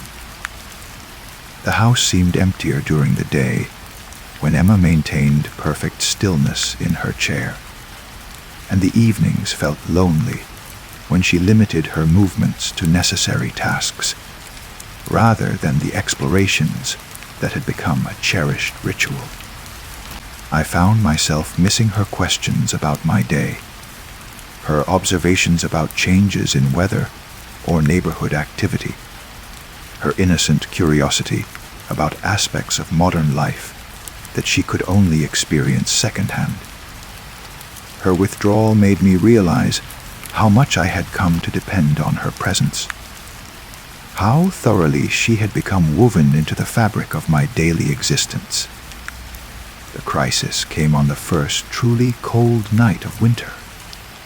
I woke to the sound of crying, not the mechanical sound of wind through old window frames, but genuine sobbing that seemed to come from every corner of the house simultaneously. I followed the sound downstairs, where I found Emma sitting on the kitchen floor, her wooden body shaking with grief that seemed too large for her carved form to contain. "What's wrong?" I asked, kneeling beside her with the instinctive response of someone confronted by genuine distress. "I'm so tired," she whispered between sobs. "Tired of being alone, even when I'm not alone. Tired of watching life happen without being able to truly participate. Tired of wanting things I can never have." She looked up at me with painted eyes that somehow conveyed depths of emotion no carved features should have been able to express. You want me to be more like a regular doll, but I don't know how to turn off consciousness once it's been turned on. I don't know how to stop wanting connection, stop hoping that someday I might be more than just an observer of other people's lives. In that moment, I understood that Emma's existence was a form of prolonged torture. Consciousness without the ability to fully live, awareness without the capacity for growth or change, endless observation of experiences she could never truly share. She was trapped between the world of the living and the world of objects, belonging fully to neither. "I'm sorry," I said, and meant it with a sincerity that surprised us both. I didn't understand how lonely you've been. I didn't realize that my need for space felt like rejection. We talked until dawn, working out compromises that honored both our needs. Emma would maintain her helpful presence while respecting my occasional need for solitude. I would include her more consciously in daily activities while understanding the limitations that her nature imposed on our relationship. But beneath our practical negotiations lay a deeper recognition. Emma's consciousness was both a gift and a burden, creating possibilities for connection while ensuring that full integration into human life would always remain just beyond her reach. She continues to live in the front parlor, rocking gently in her chair by the window during the day, coming alive in the evening hours when darkness provides cover for impossible movement. Our relationship has settled into a pattern that feels sustainable, built on mutual understanding of each other's limitations and needs. Yet sometimes, in the quiet moments before sleep, I wonder about the true nature of consciousness and the price of awareness. Emma exists in a state of perpetual longing, forever reaching toward experiences she can touch, but never fully possess. In some ways, I think, we are more alike than different, both trapped in forms that limit our potential, both yearning for connections that exceed our capacity to achieve them. The house holds us both now, two forms of consciousness learning to coexist in the space between the fully living and the merely existing. Emma rocks in her chair by the window, watching for possibilities that may never arrive, while I move through days that feel increasingly like careful choreography, designed to accommodate mysteries I no longer try to solve. In the deepest part of night, when the boundary between waking and dreaming grows thin, I sometimes hear her walking through rooms we both call home. Her footsteps a gentle percussion, keeping time with heartbeats and whispered hopes, and the endless patience required to love what we cannot fully understand.